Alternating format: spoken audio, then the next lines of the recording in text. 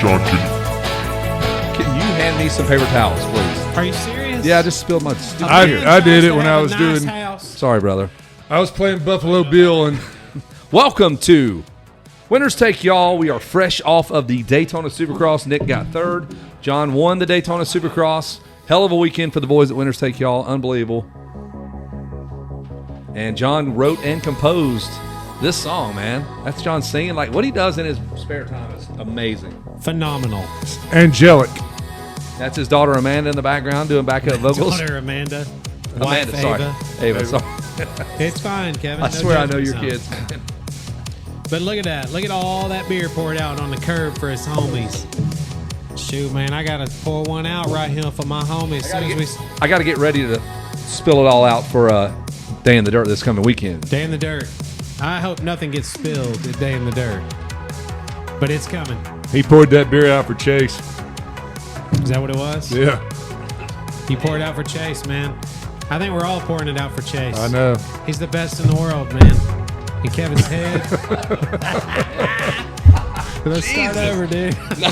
No, we're doing this whole. We're gonna run it. There That was is me okay. spilling beer and then me cleaning it up and making it just an Then absolute shit. I think Jake liked that better. Then than whacking his head on the... I'm a pro's pro here. I've had half a beer, like whatever, dude. Hey, it's nothing. Kevin gets very amped up certain times. And when he's amped up, I do. lots of goodness comes Good play. forth.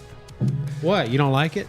Yeah, That looks pretty good. I thought it was like a banner with all our sponsors. Oh, there are no sponsors. No, so that is our sponsor. There's our sponsor right there. Sponsored by me. We're But like Ricky hey, Bobby. If someone I'm the liked best there this ever show was. and they did want to support it, You can do it. We could throw an extra name. Oh, up we there. would talk about you if we got just one sponsor, and we'd tell all our friends. and then they would tell their Here's friends. the product to and buy. then they would tell their friends. I think Yeah. we're great spokesmen. Hey, Kevin is the live announcer for Daytona Supercross, and he had to ride up on. How high did that lift go? It looked like Nick guessed 40 feet. Easily 40 feet. I guessed 35. It was big. It was taller than the jumbotron. So. 42 feet is what it Jake says. says 42. Okay. Okay, so Kevin's the highest person at the speedway, basically. Yeah, Absolutely solo. and the wind. It was so cold. And the wind is just ripping. The wind picked up a little bit, and I looked at John. I said, "Kevin's freezing his ass Kevin's off." freezing. Dude, yeah, and then like Steve Mathis and who came up with it? Me, Steve. I don't know. I can't remember. A couple other people came up, and they're like, "What is this for?" I'm like, "It's for me to announce." He goes, and then about 5 minutes later, he goes, "Seriously, what do you do up here?" I said, "Why don't you believe I have to have this shit to announce from?" Like they were blown away. It was me anyway. So Yeah. I had all my tools. So I have a TV a TV broadcast, and then I have the scoring and timing, Yeah. and I have the Paper. handwritten backups. results from with a quill and feather pen or whatever, like that. He dips it in the ink, Yes. like George Washington Yes. would A have used. real Yes. So Quill. Ben Cheatwood would hand deliver those to me via Yes. carrier pigeon, And he would come start swirling them at shaking me. them. But as soon as he entered the Daytona Speedway, Easily 500 yards from me. holding the papers up. So he's walking past all these people just shaking. and risking his life if somebody shot off the track Oh, right dude, there. Yeah. Godspeed, Ben Cheatwood, ladies and gentlemen. Yeah. And you So have Ben to- Cheatwood is your daytime announcer. We've known Ben for a long time. He's a long-time Honda employee. Lives in American Georgia. Honda, yep, 48 years. And 3 he is the months, most- 7 days. His heart rate 24 Sits at about minutes. 13. Yep. Heart rate, resting heart rate 13. And he announces during the day at Daytona. So he is the voice of calm as we approach nightfall here as the 55th running of the He's got that AMA Supercross. It's late very night articulate. FM Yes. DJ voice. And Yes. he's awesome. He's But the thing is, when Kevin goes into character to become Ben Cheatwood, I become way radical. his Say face- things he would never say. well, not just that, but your face structure. It just changes and Yes, there's zero his emotion. face looks different. His posture changes. His neck there. doesn't move the same. I'm like, this guy basically becomes a you 78-year-old could win man. the World Series of Poker if you played as Ben as Cheatwood. Ben Cheatwood. Yeah, you could have Yes. sat right beside And the Ashley flip. Larry. Here comes the river. Yeah, exactly. So we had way too much fun with Ben. He was trying to stump us at dinner with fun facts from American Honda. Fun facts brought to you by American Honda. But he did stump us. Oh, every I mean, time. he knew all this weirdo stuff that, like, God, wow, who would know What this? two riders have come from the LCQ? That's way too much modulation there even. What two riders have come from the LCQ to win the main event? Yeah, but they had to. I think they won the LCQ Yes. and then won the. You have 11 seconds. 10, I'll give you a hint. 9. Tennessee native Yes. by way of California. 11 seconds were up. He punched John. Yeah, He just- hit the hell out he of said, me. You got piece of 11 more seconds, and Before I beat the fuck Yeah. out of you. Like, what? Damn, Ben. He would never say that. We got way loose with stories and Yeah, after the race, I had to come in and have a couple of beers and just sit in the bed with you guys. Unfortunately, I know y'all were tired. Y'all had to get up at what, 4? yes, And my ass, like after the race, I'd watched races the night before, watched races all day long, practice and the race. Came after the race, and you guys are probably wanting to go to bed. I'm still watching well, and I don't think you can just turn that off. the I mean, 1984 Daytona Supercross, brought to you by Honda. That's what I was watching. So Kevin comes in from the hotel room. He's amped up like a little. What a great child. race, though, man. It was a Well, great it's race, awesome. but hang on before you say that. So he turns on, let's watch 82 Atlanta Supercross. And immediately here comes these two announcers, and they're basically conjoined twins. They're sitting Their so cheeks close. are touching. So I don't know. They had one mic and their cheeks touch every One time. mic, their one guy's collar is popped on And matching Paul Page is blue, not. matching blue members only Correct. jackets, and they've got like shiny stuff on their faces and stuff. And Kevin just turns the race on, hits mute, and he becomes Larry Myers or Paul Page or whoever he needed to be. And he's calling the Poor action. Nick would fall asleep and he'd jump in there every 12 minutes. He'd wake up and kind of, oh, what's going on here? And then he'd just fall back asleep. But see- Totally sober. I was drinking my 3 To little me, cut it's waters. the funniest thing of all time. I was like, I don't even care if I go to sleep. This is hilarious. I I mean, need to hear Kevin. So much fun too. My wife was bound to determine that I was drunk Saturday night before I got home. We were because not. I was so tired and that Not at all. and You I didn't was like, drink a drop. Didn't You feel didn't well, either. and she was like, I had 3 she cut goes, waters. "What all did you mix alcohol wise before?" Why are And I you was so like, tired? I literally did not have a drop of alcohol. These son of a bitches kept me up watching the. I was drunk on the Daytona Supercross. What we Yes. were doing was junk on the history of American Honda through Ben Cheatwood, Through Kevin and Kelly. the history of the American The- and Kevin his Kelly. Series. and Ben, we came up with all these scenarios that Ben was actually Bob Ross's sniper partner back in the '60s during the Vietnam War, just an knocking- absolute murderous Yes. assassin. But and that's why his heart rate never elevates because he can just He can't. It's the only way to be accurate, From right? 3 miles, I killed 12 Vietnamese children Yeah. with one shot. With one shot. Lined them all up. They're in line going to school. took forever. I had to be very patient. Very patient. Another favorite part of my race, that race was awesome, right? It was That a great every race. bit of the race was awesome. But the peripheral things that happened around the race that I loved, Jeff Stanton. yeah, we stood basically with Jeff Stanton the whole time, right? And like he was there with us, and And he his wife. eventually Sarah. remembered being on our show, and we talked to him. They came back over, and so we had some pretty funny interactions. But Jeff Stanton's wife, Sarah, was watching this race like she had never been to a race before. Like when somebody would almost crash, or when somebody did crash, oh my God, oh, he almost crashed. Oh my God, like she I'm looked talking like she. like moves and- extreme Yes, panic. like extreme. Like if you took somebody who'd never seen anybody crash on a motorcycle, and she was just like She's panic grabbing mode. She people. was. She don't even know who they are. She's Oh my God. oh, they almost fell. It was hilarious for somebody that's been to 10 million races. Yeah, been to Jeff's probably most of his career towards Oh. the dominant years. Anyway, Something pretty interesting that she talked about because we were talking about the crowd and stuff, and she said that when they went to the Fast Cross one time in Italy, Saporiti Fast Cross. Yeah, that we were just talking about how crazy the fans in Europe are and how nuts they are, and not just the beef that we They're had. passionate, man. Beef. We had a slight beef with Latvia where we knew they were a little crazy, but they. Yeah. She said that the fans were so crazy that they couldn't get through. How did they get them to the So, caravan? I guess Jeff wins Saporiti, right? And then he's on the podium, and the crowd swarms the podium, and he cannot get away. So he puts his wife on the water truck. Yes. I think Jeff drove the water truck. The mechanic is spraying the crowd with the water truck, and then they think it's even more awesome now because we're getting blasted with water.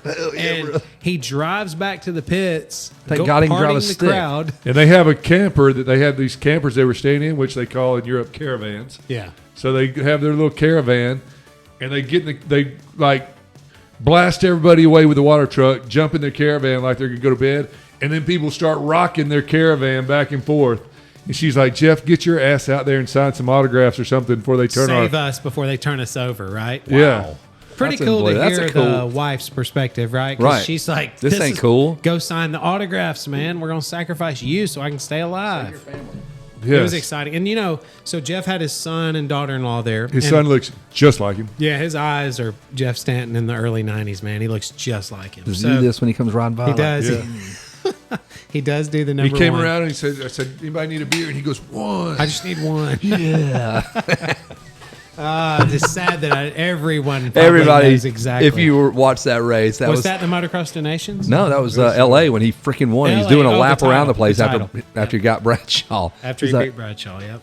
God, that So- hurt my heart. I love Bradshaw too. So the daughter-in-law, Jeff's daughter-in-law, is into like old Vintage clothing clothes, like, stuff. yeah. And Jeff goes, well, let's go look around. Let's see what we can find, you know, because he saved everything.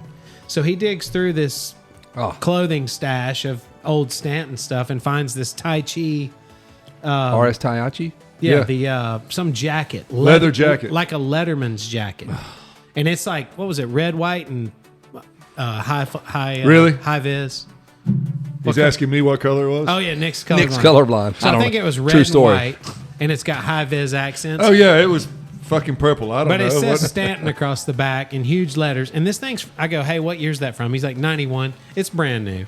It's mean, brand new. He said, I've never worn it. I've got 5 of them. It's in the bag. It's still in the plastic, right? God. But it's cool. And this chick's just walking around and says Stanton on her back, and that is her last name. It's pretty, I mean, I don't know. So the race, like going to that race for us as a group, we haven't gotten to all go to a Supercross yet. And sitting there and chatting with our with Sean Brennan, we made some headway with the show, and we got some opportunities that we Yeah. were going to explore with the show that he was super gracious enough to offer us, and nobody else is doing. And then Davey Coombs just comes cruising by, and he goes, "Hey, next thing you know, an hour later, after we looked at 500 photos of Barry, like you've got, has he Oh, shown I you these? haven't showed you these Barry pictures, Jay. Barry Higgins photos. I've never seen any of them. They're from the Insane. 71 They're from Kenny Jones? Motocross Donations. It's bad to the bone. And yeah, he just started sharing all these Brian Kenny, yeah, not Kenny Jones. That's Yeah, another Gunnar photographer. Lindstrom. Yeah, so he had all these photos American of team. his entire racing career, and it's just an epic session of just like let Davey go, just sit back and just So we literally sat there and looked at pictures with Davey for In the- an hour. press in the media And it's room. just all black and white goodness. And they're great photos. And he Like, scanned all of them because you got the whole thing was that program we posted, the Six Flags one. He loved it. He goes, man, you need a scanner. And you need to start scanning all your stuff in. This scanner's $199. The next thing you know, we're looking at all of yeah, his now we're killer on photos. the end of these photos. And we could live this forever. And he knew we were Georgia. So he's pulling up very specific photos to things that would spark our interest or whatever. But Davey's such a historian of the sport. Anyway. Yeah, he started rattling off dudes like that. Those photos are 58 years old. Well, and he'll know coming into the first turn. He's like, "Well, that's Roger, that's Joel. Here's Oh. Brian Kenny, and here's Barry Higgins." Unbelievable. It's like, And you've I'm never sure seen Barry Higgins smile like that one photo of him. I've never seen Barry actually smile that big. He was happy. Something was. That was when when He was getting finally late after finished that race. house. Something was happening. He just Exactly. murdered somebody. That's the only time he smiled. Yes. You don't think he finally got his inspection on the wiring that he had been building? Sure, on the that's house? what- yeah, that's- finally yeah. got my CO up here, man. And so he's happy at the Motocross Donations. Unbelievable. But like the van, they had this old school like European van of some sort. It says on the side in big letters AMXT. Yeah. Davey's like, that stands for American Motocross Team. I'm like, man, it's just so janky, but yeah, it's It's epic. beautiful now. You go Yes. back at the simplicity The of it. simplicity of it is just gorgeous. incredible, man. And he must have had 25 programs from the 60s and 70s all scanned in. And it's they're beautiful. They're all posters. They're all Art Deco. Gorgeous. They Gorgeous. need to be shirts again. They all need to be You know, posters it and all needs need to be relive. shirts. Thankfully, he saved it. And Brian Kenny, who was on that, What he's 83, 84 years old. He reached out to Davey. Said and he's like, in great health. What was it? 6 tubs? He said Yeah. of photos. And what did he say? He's had 3 massive careers, like as a doctor or something. Yeah, they were not related. All at crazy So and we're successfully- going to be motocross first, right? And just be wild and crazy because Right. we're young. Career number 2 is completely unrelated. Pilot or something And nutty. yeah. They Amazing. made no sense. No, and he explained how his life just kept getting better and better. Right. Each career was like a major upgrade in awesomeness, you know? Then it's like it's One small step for man, one giant. Well, he's on. He's on landed the on the moon. moon. No, Brian Kenny, I don't think he Didn't ever land went to on the the moon. moon, No. no. But thankfully, Nobody landed on the moon. Yeah, that's all made up. But he saved these photos, and I do think this is important. And Davey took the time to scan them. I mean, that stuff. You know, you say this guy dies, and his kids come in there and say, "Who are all these?" Yeah, what are we going to do with all this? And they just chuck it or you just sell end it. up chunking it. Yeah, like They need to be in Davey's hands, who is adamant about scanning everything. He scans so many. let's different make photos, it live on which for is sure. awesome. You know, so that part was extremely interesting. And that's not even the for me. race. No, but Davey came in. He screams, "Winners take y'all!" And that was pretty cool because we got the room full of people there that are in the media world. You got to be quiet. It's all quiet in there. Like we're not doing it that way. Stop. They call it the media center. Yeah. We're I couldn't even check out a book. And the dude, no the guy card in catalog. charge of delinquencies, and that last name was Bookman. Of course. No, there was none of that. When John and I show up, we knew it was going to be pretty good because we show up to we Uber over to the place you get your credentials, which is a couple miles away. Everything in Daytona is a couple miles away because the track's so big. Even though it's one piece of property. Yes, it's still a couple miles away. Right, because it's 5 miles across. Freaking massive. And so we're like, shit, now we got to get over there. We got to find a ride over there. And so there's this nice young lady that's leaving, and we're like, are you going back over toward the track? Are y'all going? She's like, yeah, we're going to the track. You can ride with us, or can we ride with y'all? She said, yeah, let's go. Me go check, make sure my boyfriend. And that was Grant Harlan. Yes. It was racing. Grant doesn't mind giving us a ride. And she works for Beta USA. She was there doing their pictures and stuff. Awesome. Super nice people. Yeah. We got to, That's what the moto community is about, man. Like it just embraces people. Yeah, they're not sweating it. And so, but circling back to Davey, one of the things I thought was cool is he goes, hey, where you got your credential, there's an archive room just to the side of that. And they At Daytona. saved Bill France's office. So his complete office from when he kind of started NASCAR is sitting there. And John's being humble because better than that, and I'm looking at my phone because I'm going to send this to On Jake the right wall now. On where- the wall in the credential place, they've got these huge, like the walls Black and are white wallpapered photos. with big giant black and white photos. The biggest picture in there is Fireball John Watkins' great uncle. Yeah, on the beach. At Who Daytona. won the damn Daytona. Now, Yeah. he can get into the Daytona for free anytime as a friends and family thing. They take such good They care of really past do champions. take care. If anybody's ever won Daytona, The lineage, how bitchin' is that? they don't even sweat it. They're just like, oh yeah. And then my great uncle was also the first winner at Bristol.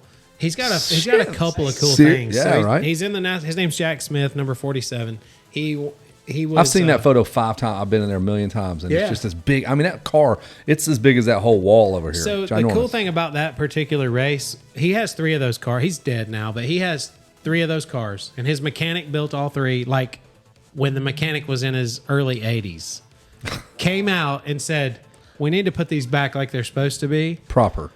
And And they he did it. restored all 3 as an old man. Where are the cars at now? do you know? Spartanburg. Really? They're at Jack Smith Transmissions. If you've ever heard of that, Could you There's ever buy at each one back? location. Would you ever want to buy one back from that guy? Yeah, I probably would. There's one that's basically just it's a lookalike. Buy them all and we'll race them. And we'll together. That'd be one Just for beat each. the We'll hell race out them of 'em. around your lake. I do like one for each of us. Yeah. And we just give Money them well hell. spent, dude. But like, it's one of those things where the mechanic put all these cars back together, and I don't know a ton about his racing career. He came to Christmas one time and talked about his racing career. He had a book that was about 5 feet tall, and we had to lay it on the floor. It was every newspaper article, Darlington, all these big race wins he had, and things that happened, and crashes, and That's so cool. just it was. The pages were like hard to turn because it was so big, cracking. And it was pretty awesome to walk in there, and I'm like, look at that, that's 47. I walk over and it says Jack Smith on the top of the car. on. So the story at Daytona, in the sand, racing on the beach. That particular race, he would come down the beach, hold the throttle wide open, and there was a car parked, and that was his braking point. So when he would go full gas to full brakes at this car, well, during the race, someone moves this car, and they move it closer to the turn. So he holds the throttle wide open, gets to the car, goes to the brake, goes into the turn, the car just starts And there's flipping. Jack Smith tumbling down the Daytona International Speedway. Yeah, so he just starts flipping. And he's so confused. And he's like, I always held it on to that car. My brakes fell. And the person that owned the car is like, oh, I moved that car a couple times during the race. Like, what are you talking about? Had no idea what was going on. But braking bumps, I mean, you talk about how rough Daytona gets as a supercross track. It got like that on the beach too. This was a gnarly Daytona Supercross. I mean, I think they're all gnarly, right?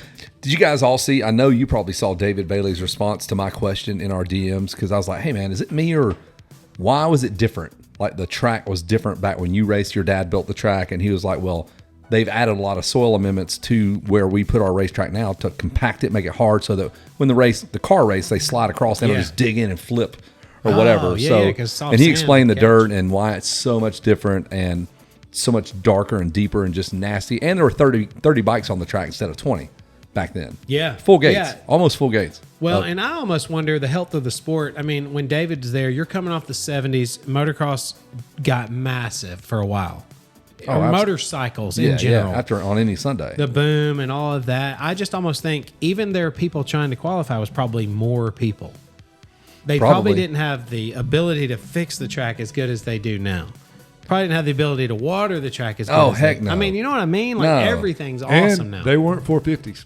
Yeah. 450s. No, and that's what I even told him. I said, I mean, on one hand, like these bikes move a lot more dirt than, it's probably a wash in terms of 30 250s, two strokes versus 20 amazing 450s that we have now. So they do move a lot of dirt. Yes. You know, they move a lot of dirt. That was one of the things Stanton, he was pulling up his shirt and showing us bruises. Triumph had a big, I guess they brought in a bunch of dealers and let them go through the corporate office, and then Stanton would lead them down to Culloden is how it's pronounced, and they would ride moto for 3 hours and then ride back to the corporate office on Triumph whatevers, you know, street bikes.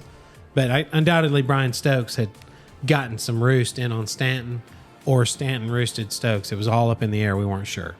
But he's showing us bruises and stuff. Actually, he was just trying to be like, he did get a little roost. Stokes said that Stanton roosted him, and at first Stanton was trying to be humble, and he was like, yeah, and then he started laughing and just put his head there. He goes, I roosted every fucking body there this week. That's what he said. So let that be known, if you go on the Jeff Stanton tour with him, you're going to get rocked. Like, that is his goal, is to throw. I roosted people for 8 straight days. Yes. He said, I just try to cover my. So you remember all the cold weather we had when it was like 8-9 degrees? They were doing these rides for 8-10 days in a row. 19 degrees. How far did you said they would go from 44 miles from the airport down to Culloden and then back? Culloden. Yes. Culloden. That's insane. Cold as shit. He's like, it started out, first day was like 60, and it was so nice, and we were loving it. But it was 8. He's tough, man. Yeah, he's from Michigan. He's from Michigan. Pure Michigan, bro. Doesn't feel it, right? Pure Michigan. I'm canceling if it's 19 degrees when we're leaving. Yes. I'm out. So there's the red plate holder, Max Stanstey, flying through the air, and then It was fun to stand there. quite the injury for one Max Stanstey. I mean, he called that. Yeah. He ate shit. Yes. On press. And you would never, Yeah, it's gnarly. It was fun to be there standing there with Stanton at the race that he won 4 times. 4 times. Just like, I mean, to hear his Nick's perspective. like, you ever been to this place? Or you said something. Did you ever race here? Yes. Yeah, I didn't. No, his wife was kind of standing back, and I said, "Get up here on the fence where you can see." She's a little bitty lady, and I said, "Get up here on the fence where you can see." And Jeff's like, "Oh man, I appreciate it." And I said, "It's a cool race. Y'all ever been here before?" And he's like, so perfect. Nick's humor is so good. He's like, yeah, dude. I've been here, I came here one time back in the 80s. That's pretty decent. I had a We were pretty trying to decent run. decide here or Dade City. We didn't know. He was the guy. I mean, before, I guess he got 4, Ricky got 5, I think, and then Eli got get 7. more? Yeah, He's got Eli's- 7. Yeah. Good God, And man. Brayton got 1, and he gets treated like gold. Hey, we asked him that too at that morning at breakfast. I was like, "Tell me how special this race is." If you like, he only got 1, right? Yes, Is he that only it? won 1. And if you're going to win 1, That's it. this is the one. I would take this over Anaheim 1. Oh, heck yeah. And he even said, he goes, yeah, if you win San Diego, they're not going to roll out the red carpet like, oh, For sure. here's our 2016 San Diego champion. It's like, Yeah. nah, dude, get out of the way. Daytona They takes care do of his it people. right. Yeah, he says the suite, the family, the whole. The president of Daytona calls him every year or texts him. Yeah, checks in like, hey man, you coming? Super Make sure cool. make sure he gets everything he wants. It's styled. That's Daytona. That is Daytona, and it's got so many things that make it so special. It's not a Feld event. It's a It's a standalone event DMG where or that's why my dumbass gets to announce the one non-Feld that, Yeah. whatever. So the TV crew, it used to be different even in that regard. But now it's all. I think the Dirtworks actually does do this racetrack now. Yeah, it used to be the shirts, the Barnett guys' and shirts Bates up Yeah. until like 3 years ago. They Isn't would do that even the wild? racetrack. Yeah. So it's its own standalone. I don't know who wrote that in. They're like, we will never let anybody. We're gonna have Conform our to your guys, our this, and forever it was Honda. Yeah. No Monster. Presented it was by presented Honda. by Honda. And dude, I gotta be honest with you. If you go back to 15 years ago when they're all wearing like white, and it's just nothing but the flaggers are all in Yeah. head to toe white. They're still kind of. And it's red Honda Yeah. tough blocks everywhere. It looks amazing. There's a Yeah, little bit of so, that of now. course. It's different. It's clean for sure. All the flaggers were dressed identical Brand new white with pants. brand new white painter's pants. Dig it. And then whatever their shirts were, the Daytona Give me shirts all Yeah. that. with the same helmets. They were That's old school right there. That was part of what Kevin was so excited in the hotel room. He's like, look at all those pennants. Look Oh, at dude. all those pennants, man. Just triangles. And going back to our race, the Great Escape that's coming up October. How many feet was it? 3,000 feet. 8,000. You bought 8,000. It was a bunch. The track's a mile long. That's 5,280. Oh, that's right. It was 8,000 feet. So I've got You the bought receipts on that. 8,000. We didn't put it on every inch. but we did on put most out of it. every single roll of pennants we had. Yes. And It rolled was every 8,000. single roll back up. 8,000. And they weighed a shit ton. When we went to unload it, we I about never killed knew how Barry. heavy. Yes. You almost killed Barry. Was it me It's and you, funny. Nick? Yeah. Oh, Yeah, that's I didn't right. go, man. My legs quit working.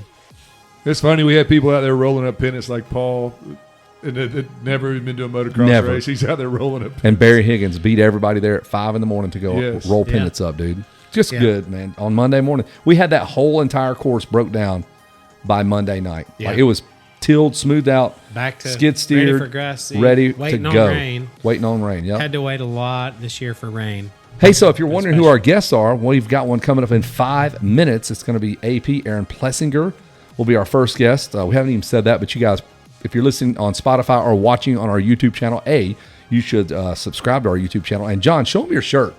My shirt? Yeah, man. Show them. They can buy Where that am shirt. I? Yeah, I'm right here. It's the University of College. Big sports school, man. The University of College motocross team. And the dominance displayed over the years from the University of College. You lettered in team. motocross? Yes. It's just amazing. It's Where'd you hard go to school believe. at University College? Yes, I went to University of College. Yes. It's only gets dumber the more times you say it. And at first, they'll just look at your shirt and they're so freaking confused, but they don't want to say nothing. Say it. It's stupid as hell. That's what we want. But the more you say it, the more it's like, yeah, University man, of I went College, to freaking dude. University of College, dude. That's a great place. I'm the world national champion. Yes, exactly. Like even that is dumb as hell. I'm the Yeah. state world champion. I'm the state regional number National one. champion. The state regional national champion. Come at me, dude. Yeah, try, bro. Idiot. Don't think I don't have credential. So So we're not even going to really cover the race. We'll talk with Aaron and those guys. You guys watched it. You saw it. hey, I I thought it can was tell you, awesome. and obviously we'll say it to Aaron, but he was spicy in the qualifiers. He was spicy in timed qualifying as well. He'd have moments where he'd come to life. He would, and man. you could see like, man, he's feeling it maybe, and it wasn't the greatest start for him this year. Like he had a great year last year. He had to wait on us to be there. Yeah, he saved it for us. Is that what it was? Yeah. So he held off on getting results Yeah. until he knew. We will ask him about the belt buckle, the Georgia Hair Hall of Fame. I did ask him. I said, "What are we doing?" He goes, "Man, I know you already covered it once, but it's just special occasions, dude. Yeah, Georgia doesn't- game, We're not going to bring it out where he could lose it or get right? Yeah, of scratches or course. something. Somebody steal it. Yeah, or somebody steal it. I mean, you got to be ready to fight. He's trying to focus on racing, and Correct. meanwhile, he's beating off people trying to get this belt buckle. Yeah. So, no, but Aaron looked very spicy. I think Roxon looked spicy pretty early. Obviously, He was innovative. Yeah, but I mean, this is way before the racing started. You'd see these. yeah. After the sand section, he would jump up into that bowl berm, and come out and jump out of it. Hey, I'm like, and AP dude, did that same AP line. did that too. He must have saw him because dude, it was super cool to watch. I feel like AP did it first. Yeah, And we then saw Rox- it first, And and then he- it was a regular. But from we Roxon. knew during practice when we were watching that, we were like, Roxon's feeling it. It's You know what I funny mean? though Like, he because was- it's devastating to stand on the side of the track and watch a top professional at the peak of their game right there. It's unbelievable. Like It's not even real. Yeah, it's not even real. It's not. It's literally not even Yeah, real. you find Like, yourself going, But like, amongst holy shit, that, is he gonna crash? in the middle of seeing the greatest there are, you can still tell that one is feeling it a little more than the other. When they're all doing something so special, very few people could even do it. But you could see it. You mean- see the difference. It's so crazy because you watch, and we obviously watch this sport a lot, but still, I'm looking at this section thinking, oh, that's nobody can go any further than that. That's all they can do. Yeah. And then they come through and brop and quad something, and you're like, Wow. are you for real? Like, how does that even work? Yeah. How is that even possible? It's like the doubles that I would never jump if I stayed out there for a year in practice, or like sight lap, they idle over. For real. Well, and you Just spoke jump- about that because that one rhythm section down on the finish line end, was it Roxon or Chase? It's like eyeing the thing up, just idling into the turn. Chase. Chase decides halfway through the I'm turn. gonna call you John. He's looking. Oh man, Kevin. You don't have to say anything stupid. I can't believe. Yeah, he's waiting halfway through the turn. He gets out and he's still kind of just rolling, and he's like, "Okay, bruh," and just triples. His Hi, thing. Kevin. I can hear you in my phone, but I can't hear you through the Nope. speakers. So the ultimate in jankology. But yes, so Chase idles halfway through the turn. Chase idles in and says, "Oh, I think I'll go ahead and jump that." And then you can almost see, number one, their bikes, they have a different transmission. Number two, they got all these maps. Like their bikes come, when they twist the throttle, the rate at which they excite or rev or whatever. Wait, my bike couldn't generate revs as fast as his bike did. And what he did in that 12 feet, I've never accelerated on anything that fast in my entire life. He probably went from 0 to like 50. Dude, Bro, it was it just- insane. Pure traction and then pure lift. Yeah. I mean, the takeoff to the triple was the smallest of the three jumps.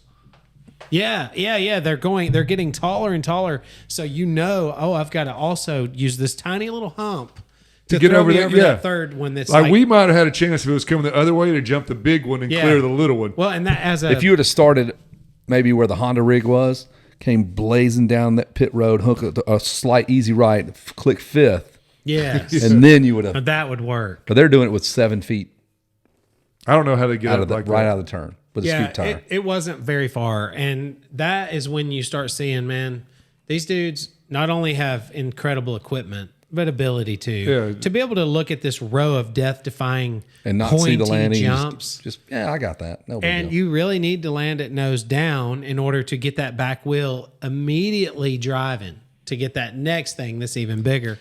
It's pretty incredible. I tell you what's amazing too is to watch them when the sand section gets all whooped out. How when they like go over one of those sand whoops, they'll drive like you can tell they're driving with their legs, the back tire into the ground, to where we would be just trying to bounce out of We'll be it, trying to survive and and hold they're on. driving down to get traction so they can keep accelerating. Mm-hmm. All right, John, here we go again. Oh my Like- gosh. Kevin.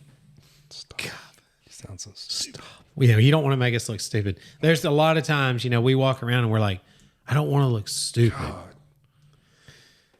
Hey, Kevin. Kevin. Kevin. There you are. Do you hear me now? Kevin. That's so stupid. That's what you get, son. Keep me up till 2 o'clock in the morning at the god dang. I got to get up at 4 o'clock in the morning. This idiot's like, and a young Dave Bailey pulls into the turn riding an RC Honda. I'm just like, man, it's so good. I'm really just jealous. It's all it is. Kevin's he's got an arsenal of voices. All he's missing is an arsenal of members only Of jackets. skill. No, members only jackets. And if we can get in Nick's dad's closet, we can start building this collection. And then you and I will stand 4 centimeters apart and use one With our hair. microphone. You have your nose in his dimple. Yes. Yellow. Is this Ken Roxon? Wrong number. He's gonna Wrong number. beat that ass, I'll Kevin. whoop that. Man, them kids running wild back there. They are running wild right I now. like Let it. him run, dude. You got them jacked up on Mountain Dew right now. Not Mountain Dew, but we like what do we like in this house? We like Sprite in this house, man. Yeah, there you go. That's Red okay. Bull. Red Bull's a sponsor. You like Red Bull? We give No, he can't do that, man. Not on kids. Under 13, dog. If I gave my kids Red Bull, God, you need I'll a send them to your seatbelt, house. dude. Yeah, you need a seatbelt. Hey, Aaron, how old are they and how wild are they? Are they just getting nutty now the older they get? Yeah. So I got one that's 14, one that's 6, and one that is, I mean, you can hear him now, but one that's 6 and one that's 3. She's almost 4. Right on. So You are in it, dude. You are so in it. Yeah. It only lasts a minute, though. I mean, once they're 14, they got their schedule starts getting busier, right? oh yeah, yeah. My 14-year-old, she goes and works at the barn. She takes care of the horses. She's out there just about every day that she's trying to get away from schoolwork. She's out there. Yeah. Yeah, I can't do my math right now, Dad. I've got I want to go see the horses. I got it. No, they need hay or they need whatever. We got to shovel that. She's shoveling stalls and stuff. Is that going on too? Oh yeah, yeah. She's cleaning stalls. She's shaving horses. She's running horses up and down and putting them up when they're heck yeah.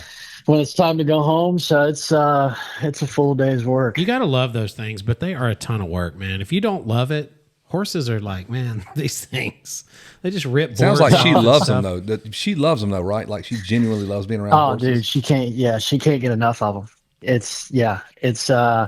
It's borderline obsession. Yeah, I think that's how it should be. Those things. My neighbors, that's how she is. She's the one that I always have to bury her horses. It's like. Yeah, John's got heavy equipment, so he digs holes for everybody, all the neighbors, all their I dead bury horses. a ton of horses, man. But I see John's horse burial. I can do it. I just see how devastating it is, man, because these horses are family members. Like, she spent a ton of time with 20, with 30 animals. years, right? Or yeah. more. Well, this one lady was 32. Oh yeah, yeah. They live a long time. Dang. For sure. It's a major commitment, man, for sure. Well, dude, first things first, congratulations. I know you're getting wore out with doing media and stuff like that, but rightfully so, fun race. And I even asked you guys at the press conference, I'm like, I know you got third and I know you want to win, but that, like me personally watching that race, it was just a blast. And I know you had to have a great time. Dude, it was so fun. I had a lot of fun. Just riding the track was fun. And then battling with those guys again was awesome. Given the first half of this season, it's gone a little haywire. So we figured that out. We figured that out. Yeah, we figured that earlier. There was the first race we had all three been to together. So we figured that out. That's what helped you along. Nick's basically saying that his theory is your best race of the year is because we were there. We're coming to the donation, so should you be on? Yeah. If you're on the team, then obviously you're going to win. You're going to win, obviously. Hey, I'm down for it. I mean, you guys can be my good luck charms. I'll claim it for sure. Well, Nick says it's official here because right. you came to life, and we could see it early on that day. Like you had moments in practice where you were very spicy, and then qualifier or heat one or whatever whichever heat you were in, I don't remember, but you could just see the elements that you were feeling it. Like, were you feeling it that morning, or were you feeling it the day before? Like, how did this race become the one where you let it rip? I don't know. Like, I've been feeling it, but it's just like, dude, unfortunate circumstances have happened. And like like last week at Arlington, I was feeling really, really good. And the first 2 laps of one of the first 2 laps of free practice, I clipped A-Rod, and my whole arm swole up like a balloon. It was like I had 2 biceps. I clipped his handlebar with my right arm, and then it's still bruised right now. But wow. Dude, it got black and blue for, all of last week. It was still on Saturday. It was gnarly. But just like, dude, stuff like that has been happening to where it's like, I'm like, dude, when am I going to get a break? And this weekend I just got a break, and the good starts were there. And yeah, I was feeling it all day. I was having fun, just not really caring too much about the race, just letting everything come to me and having fun with the fans and just kind of relaxing, really just relaxing and getting my mind off stuff. And I guess that was the key to the success. That was the difference, right? You could see it. You could see, like, you looked really relaxed riding. Like you were I mean, It's like the fans pick up on it too. I mean, they were going crazy for you. I guess you hear all that, right? Yeah. I mean, some of it I do hear. I mean, it's hard not to hear it there because, dude, they get so loud. Yeah. It's insane there. Like I was saying, like they're spread out, but whenever a pass goes on, you can hear it. Does it ever throw you they off? Go wild. Does it ever throw you A off? Like little whenever, bit. like you think, oh shit, I didn't do anything, so somebody else is doing something. I always and wonder they're that, behind too. me, like, Yeah. oh god, here comes Jet, here comes Cooper. I know it wouldn't me. It's The first time I ever it's led a more moto, so- they called my name over the speakers, and it might have been you, Kevin. They're like, they called my name that I pulled the whole shot and I was in the lead. I blew right through the next corner. He just went First straight. to last. Just go. Yeah, so does that happen to you? I was gonna say it's more so like when you're in the back, right? Like last week I was in, I don't know, like 7th or 8th or something, and I heard a huge roar in the stadium, and I was like, oh dude, something just happened. Like I don't wish crashes on anybody, but I was like, just please let me pass somebody who slid out or something. Yeah. A little tip over it. And I'll you take need it. everything you can get, right? The sport is hard. Yeah. When you're back there, that's kind of like when you hear those things, that's kind of what you're thinking about. Like, just let me get by him. Yeah. No, for sure. I tell you what, that heat race with you and Malcolm, that place was coming unglued with the two of you guys up Yeah, there. so- You're such fan favorites. We're like, who do we want to win? I like them both, damn it. Yeah, and the crowd was going crazy for you guys. That was awesome. See, that's the fun part, right? Like I love when that happens. You know, when me and whoever I'm training with is whoever it may be at the time. Like when we get out there and we act like it's practice, Heck it's unreal. It's so cool to see. Like no matter what place I'm in, like first or second, like when we get out front, it's really, really cool. Hey, how different is bike setup for this one race? And does that even parlay into some of the races we're going to do the playoff rounds? Is Daytona anything like those playoff rounds, or is it its own hybrid, wacky, crazy bike setup scenario? Yeah, I mean, over the years, I think we've just kind of been running our Supercross suspension because No changes. I feel like, I made a bunch of changes this weekend just because I've been making changes just about every weekend. But we made a pretty big change to the forks, I think, this weekend and made them a lot plusher and they follow the ground a lot more. But in the past, I've tried to make big changes for this race, but I always, when the heat races and the races start, I've always just went back because we're pushing so hard through the jumps. We need that hold up. And I feel like Daytona's gotten more and more supercrossy instead of, that video, it's been around for a while. Tomac was Hilton? on Geico. 82. No, not the Paris Hilton video. That one's been around too. Been around too. Different one. Tommy Lee and Pamela. Oh, that was a good one too. Yeah. Stupid idiots. So, anyway, It's when Eli was wheel tapping those rollers Yes. off of that kind of sketchy Dragon's Back. Like, I don't feel like I see those kind of sections anymore. You know, in Daytona, it's not like those wide open with rollers, like kind You're of right. a hybrid supercross motocross track. It's more so like long supercross rhythms, and then wall a jumps. turn, and then you do it again. I Yeah, don't- wall yeah. jumps, and then This year, not to be, Yeah. I don't want to get technically over your head or anything, but this thing was, Oh, Nick's we about to go. get technically it was, over. Aaron, but get it your was notepad. super jumpy. Yeah, a lot of jumps. super jumpy. Yeah, those rhythms were insane, right? Did they feel like they were different than like previous Daytonas? Man, they just seemed like they were lots of options. not too different, but almost like in practice, right? They were super steep. And then as the day progressed, they got more and more beat down to where they were like they were almost like ski jumps at the end of the night, to where you had to really. And I think that's kind of what happened to Chase is he went out there thinking, these jumps are pretty steep, and then he hit the first triple, cased it, and yeah, that was that. But I don't think they meant to lay him down that much, but I think the sand there when they get the big equipment on, I think it pushes them down and just packs them down. Hey, what about those whoops? I was out there in my little scissor lift watching you guys in the first practice of whoops. I'm like, oh yeah, leave those bitches right the way they are. And they unfortunately did not end up that way because, man, those last three were gnarly whoops.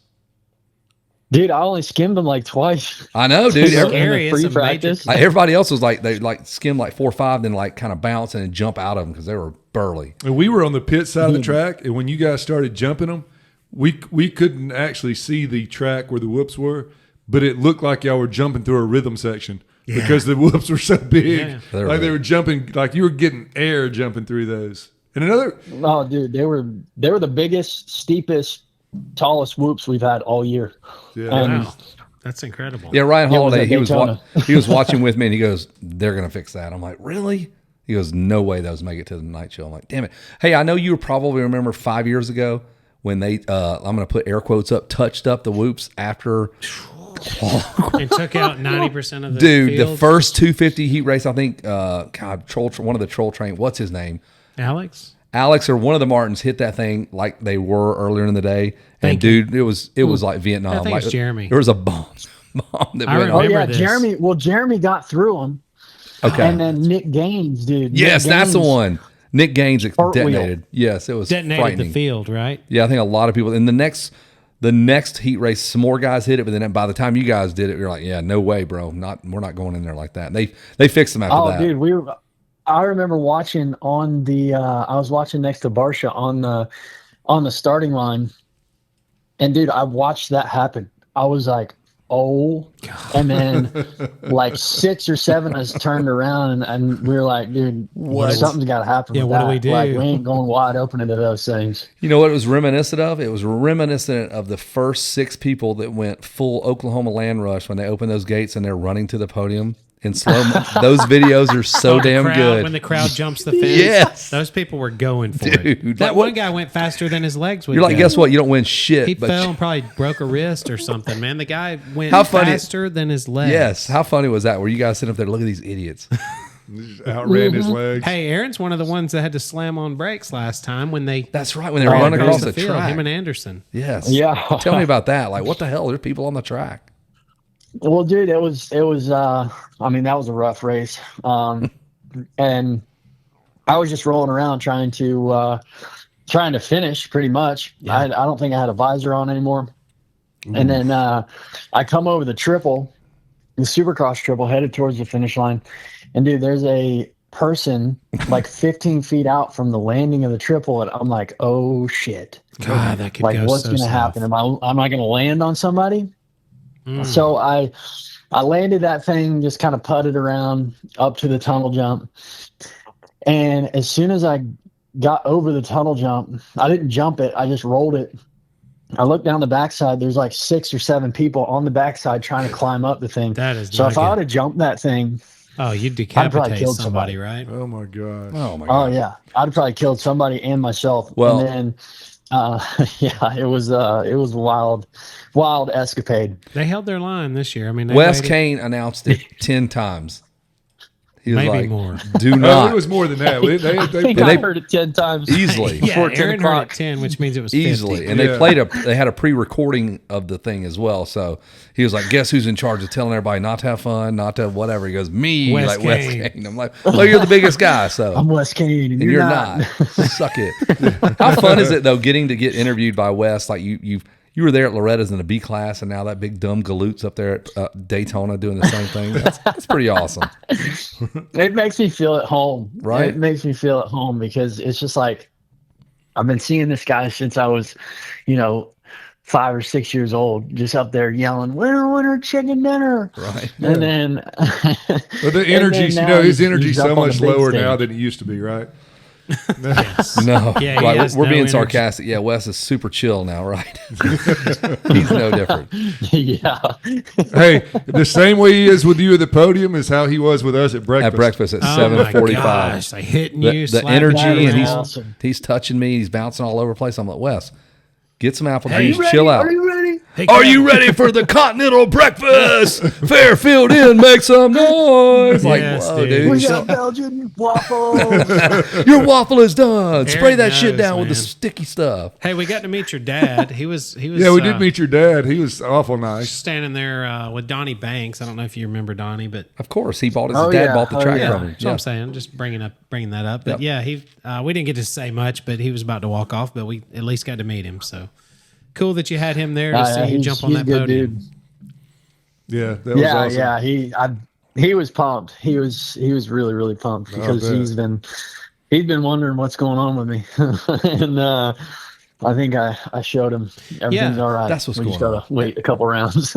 Hey, and it seemed like, Daytona changes lap to lap, and it seems like the guys that excel there are willing to say, hey, man, this line sucks. I'm moving or whatever, because you can't just lock into your lines and just execute your laps, I noticed after that sand section one lap, it may have been the heat race, you got up into that corner, which probably meant you like tripled in or something, and then the right-hander after the sand section, you railed that outside, jumped down the double exiting sir. or whatever. It was incredibly fast, and you were the first person I saw do that, but then that became Roxon's, he passed probably 4 guys. yeah, doing that was Roxon's way to the front, Yes. and I saw you do it first. Are you typically, or let's just say this, do you think you did well at Daytona because of your ability to say, this line sucks, I'm moving? Yeah, in a sense, like I wish I could have done that a little bit more throughout the moto because, like you said, Kenny used that line that I used in the heat race. I think I used that line to get past Anderson in the heat race, and then he used it to rail around quite a few guys. But yeah, like I think that you can't just stick to one line because it gets about 2 foot deep, and you just pretty much can't ride it anymore. So you got to move around. You got to search. And if you're not comfortable with searching, that's when things get hairy. You make mistakes and you just end up in the back. But no, I wish I did move around a little bit more. I was saying this to, I think it was my dad, like Kenny had a really, really fast line in the whoops where he was triple, and it was all the way to the right. And I was just kind of stuck in the middle. And after he got by me, I realized it, but it was almost too late. And that's where I wish I would have been a little bit better, quicker. Yeah. That track, to me, one of the more raceable tracks, Daytona's for sure. Daytona-wise. When I got there, I saw the split lanes. I'm like, really? I just didn't see them working out. But man, they really, the rhythm sections, you could do it 3-3 where I was at the far end on the opposite side of the start. But whatever. To the left of the start. Yeah, to the left of down the start. To the left end. Yeah. So, and watching you guys go 3-3 and then jump into the sand, or go 2-3 and then jump up on the top of the thing. There's just so many different ways to get through there quick. And like, when you're walking the track and you're seeing the same thing I'm seeing, like, are you saying this is how? Are your predictions ever right? Like, this is how we're going to end up doing this? Well, I'm really like, I'm different in that sense because when I'm walking the track, a lot of these guys see jumps that I just don't see. And I'm just not like, like I look at the basic jumps, like the doubles and the triples, like, seat bounce, triple this. And you get guys like Hill and Chase who are looking like, I think we might be able to quad this. And I'm like, dude, I don't even look at that as an option. Yeah. Like, I have no idea. And then when we get out there, like, I'm all right. Like, I'm all right to do it. But sometimes, but it's like my vision walking the track is totally different than, say, all the other guys. wild. And I think, what is the burliest that's jump this year? What's the scariest thing you've jumped this year? Like, man, I do not want to do that. Is there anything that's been like, nope, don't want to do it, but you did it or didn't do it? oh, the quad at San Diego. Was it? That was it? The quad at San Diego. And then I proceeded to smash my face on the thing about halfway through the main, and that's what took me out of that. That's what took me out of that race. But dude, it was a triple in, and then it was like a 8-foot face to about a 3-foot landing, and then you had a right 90 into a Supercross triple after that. So it was like, I mean, you had to do it, or else you were gonna get passed, or you were gonna not do very good. So I mean, I had to sack up and do it, but you know, shit happens, I guess. Yeah. That not to go all Chris Farley on you, but that line that John Remember was that talking time about, he did his remember thing, that time? and that's cool. It He was so- doesn't even know who Chris Farley is, but I know, but that's when we come around when that line where he's talking about when you After jumped the out of that sand bowl section? turn At Daytona. We were it looked so cool when It you was came around the bad first to the time. We were bone, like, dude. First time we was looked cool. at each other, and it made it. We immediately started talking about donations. That line that you had at the top of the track. It was at the farthest point from the starting line and going across the top. So sitting on the starting line, you'd be going to the right. And you were the first person to do that line up at the top too, where you were just sending You it. like jumped the whole straightaway leading into a right-hand turn. yeah, Aaron would be 40 feet I do higher. remember that. Yeah. yeah. You were past. You like the first lap. You passed like 4 people right there. We were like, oh shit. That's they're kind of what saying. that feel. That after the sand section, it had that feeling. section had that same feeling that night. Your speed right there, Aaron. That's I mean, awesome. it looked like you had 12, 15 miles an hour on everybody just Yeah. for that split little piece, you know. And I know when you hit sections like that, that's probably not maintainable for you to. But you're at that moment when you hit the sand section, rail the outside, double out, and you blow past Anderson. I mean, that's what you're reaching the top of your ability for that short section, right? Like you can't really ride at the top of your ability all the way around the track without dying. So is that what you do? You reach your peak and then you settle back down to something you can maintain? yeah, like what do you ride around in? Like if that section is 100, where else are you on the track? Are you at a 94, 5? Like, Yeah, that's what I'm getting at. Yeah. I mean, that's essentially what you want to do. I mean, you want to, you like say a couple corners before that, I was trying to set him up, but when you do set somebody up, you gotta lay it in there, and you really got to give it your all to get past them, especially these guys up front. But to answer your question, I mean, if that's 100, you know, at Daytona, you want to ride around like, say the 90%, 85% mark, to where you're still able to, you know, search around and do what you need to do. But like when when Kenny was behind me, I was going 100 just about for 2 or 3 laps. So Wow. okay. I was trying to get after it, and I was trying not to let him pass me. And I mean, you don't want to ride at your peak all the time. I mean, that's the goal, but at Daytona, you really want to conserve energy. So at the last couple laps, like, you know, I can push and get past a few people if I need to. Yeah. That sand section, I just want to ask you, because John and I talked about it. We were sitting there, we were looking straight down at one point in the race, and they kept between every time that they would go out and work on the track, they would fix that sand section, but it was so soft. And we're like, I wonder if they know that they even fix it, because after one lap, It looks exactly the same. it looked exactly it the goes same. right Like back. you guys have been riding the whole time. So could y'all even tell that it had been fixed, or did it just go to the same? Like soon as somebody go down, it would just blow all to It's pieces blown to again. bits, yeah. Yeah, I mean, after the first lap, you don't really know it's fixed. I mean, it's like that black sand gives away under your tires so easily, and it's almost like it's some sections it's scary when they fix it, because they just sometimes drag dirt over Yeah, the they ruts. just throw the dirt in the and- loose holes. man. Yes, there was a couple places Yeah, we and- saw that, like these giant ruts, and they just like push Loose dirt dirt. into them. Just So you're loose Oh, dirt. that's all they says, ever "Oh, do. that's They're not going to smooth." till it, so No, they that should rut is still track it at sitting least right or there, something. still sitting right underneath the same Yeah. rut. Yeah, that rut's there to bite you, right? Yeah. So you got to be extra careful with that too. Hey man, who's your, like, if you could pick your favorite rider to just watch ride a dirt bike, just go back to MC or to Emig or Tim Ferry, who was your guy? Like, who does it for you, Jet Lawrence? I mean, I know you don't want to give major props to current competition, but like, who's pretty on a motorcycle? Chase Sexton's pretty on a dirt bike. Yeah. Chase Sexton is pretty good, but I'd say my my favorite one to watch, I think, to this day is Pastrana.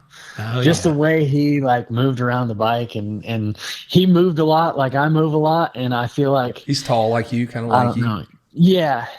So I really liked watching him grow up. Like I think he's one of the ones that got me into motocross. Yeah. Travis was pretty special at Daytona too. He was kind of like James. He could do things that no one else would see on a track. He would use some little bump to launch that and miss all this. And he could be at any moment the fastest person on the planet. Like Stu, sure. There are a handful of people that on their best day, Travis might be the fastest guy. Nobody could beat him. He will be the fastest guy, or he will break a femur doing it. Grenade. Yeah, that dude. yeah. Like his whoop speed, Travis's whoop speed back then was incredible. All time. I mean, he was insanely fast. Yeah, and Aaron, speaking back onto those big whoops, did your tires, like, I don't know if you ran like a paddle tire. You ran a scoop, right? Did everybody run a scoop? I ran scoop for the first practice, and then the second practice we ran the regular tire just to see. Yeah. And I ended up keeping on the regular tire because they didn't really put much water down, and it wasn't as soft as it usually gets there. Okay. So and the sand section was a straightaway instead of a turn out of or a turn in the sand, which it usually is. So we didn't really need that paddle tire to get us through the sand. That's interesting.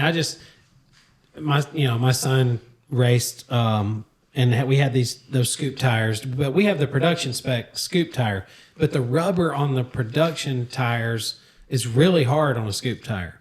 And so I was just wondering if you go through those whoops if your scoop tire is as hard as a production one, like, how bad's that thing slipping in the whoops and stuff? Because I saw those dudes dancing all over the place, and I'm thinking, like, their tires are slipping. The things aren't that rough yet. Yeah, it is sketchy going through a set of whoops that's not soft on a scoop tire. Wow. Because from the production tires to the spec tires, it's like, I mean, it's. I would imagine it's the same, like, I don't know. It's the same, I don't know, softness to hardness, I guess. Okay. From spec to production. But like, yeah, dude, that's why I only jumped or skimmed them the first 2 laps. And the rest of the time I just jumped them because I was like, there's no way I'm going through these things and ending it on these things just because they're hard as bricks. Yeah, and the tire won't hook on that stuff, I guess. So, yeah. It was pretty amazing, and I think everybody. I think it sounded like in the press conference that you're having the Earnhardt shirt and stuff. Do you think any of that gets lost on the moto crowd? Because that Daytona there were some incredible Dale moments and some terrible Dale moments. The final moment for Dale there. But like, I respect that, man. As a family that had some NASCAR history, it's like I think that's awesome that you like a NASCAR racer and you're willing to throw that on. Yeah, it's genuine too. It feels real. I don't think it's like, I'm in on. St. Louis, I'm going to throw whatever their team is this weekend. I hate that. Hate that. Don't do that. No, yeah, and I love it, dude. Like I love NASCAR now. I mean, obviously Dale was kind of before my time, and as awesome of a racer as he was, I never got to really like see him race in person, but no, I love it, and I know that the people down there love it, and I know that I mean, since they took Atlanta Motor Speedway away, that is really the most real place that you can wear that shirt and say that line, and it actually means something more than for sure, just saying do it for Dale. It means a lot more there. So yeah, I love it. I don't know. It's just that's from the heart, I guess. I think it's cool, and he's a legend. I mean, the reason, you're saying, he's before your time, but the reason you know about him is because he was a bad dude, and I think it's cool that you did that on the podium. However, I think Yeah, that that's worked. awesome. I appreciate it, That line and shirt would probably work with the Moto crowd pretty much wherever you were. With the motocross crowd, it would work just about anywhere you Publix. I don't care go. where you're at. Yeah. You rip that jersey, rip your jersey off with that T-shirt. Give me that pub sub. Let's do it for Dale. Yes, right. Yeah. Pubs. Give me a pub sub. Let's do it for Dale. Let's have a, Hey, certain counties it'll work. I'll have a number 2 combo. Do it for Dale. It doesn't matter. Hey, what would you say if you could sit down with, pick a guy and just give them advice coming to the 450 class? Because I bet you thought you were ready to go when that 450 class, when you jumped in, I've won some outdoor titles. I know what it takes to win. It is a different beast racing in the 450 class against that elite talent. Everybody there is a champion. There's 15 of you guys that have won 250s or 450s, outdoor supercross or something. Yeah, man, I would just say if you think you're ready, get more ready. Get as ready as you think you can, and then times that by 2, because everything you did in the 250 class, all these guys have done before, and they're not afraid of you. They're not afraid of you. They're not intimidated by you, and just know that, because if you think they are, you got another thing coming, especially a few guys, because they won't put up with anything, So I think I would just tell them to times 2 their readiness and just be aware. Yeah, you were fit, you were ready to go, and hearing you say that tells me that's. I've always kind of thought that, but I mean, you guys are all elite. We're all when you go from D1 football to college, everybody there is an all-star from individual teams. We're the best of the best, and you guys there's 20 of the best in the world. Yeah. Yeah, and that's why I say almost everybody on the gate is a champion. They've won. And they've done what a 250 champion has done.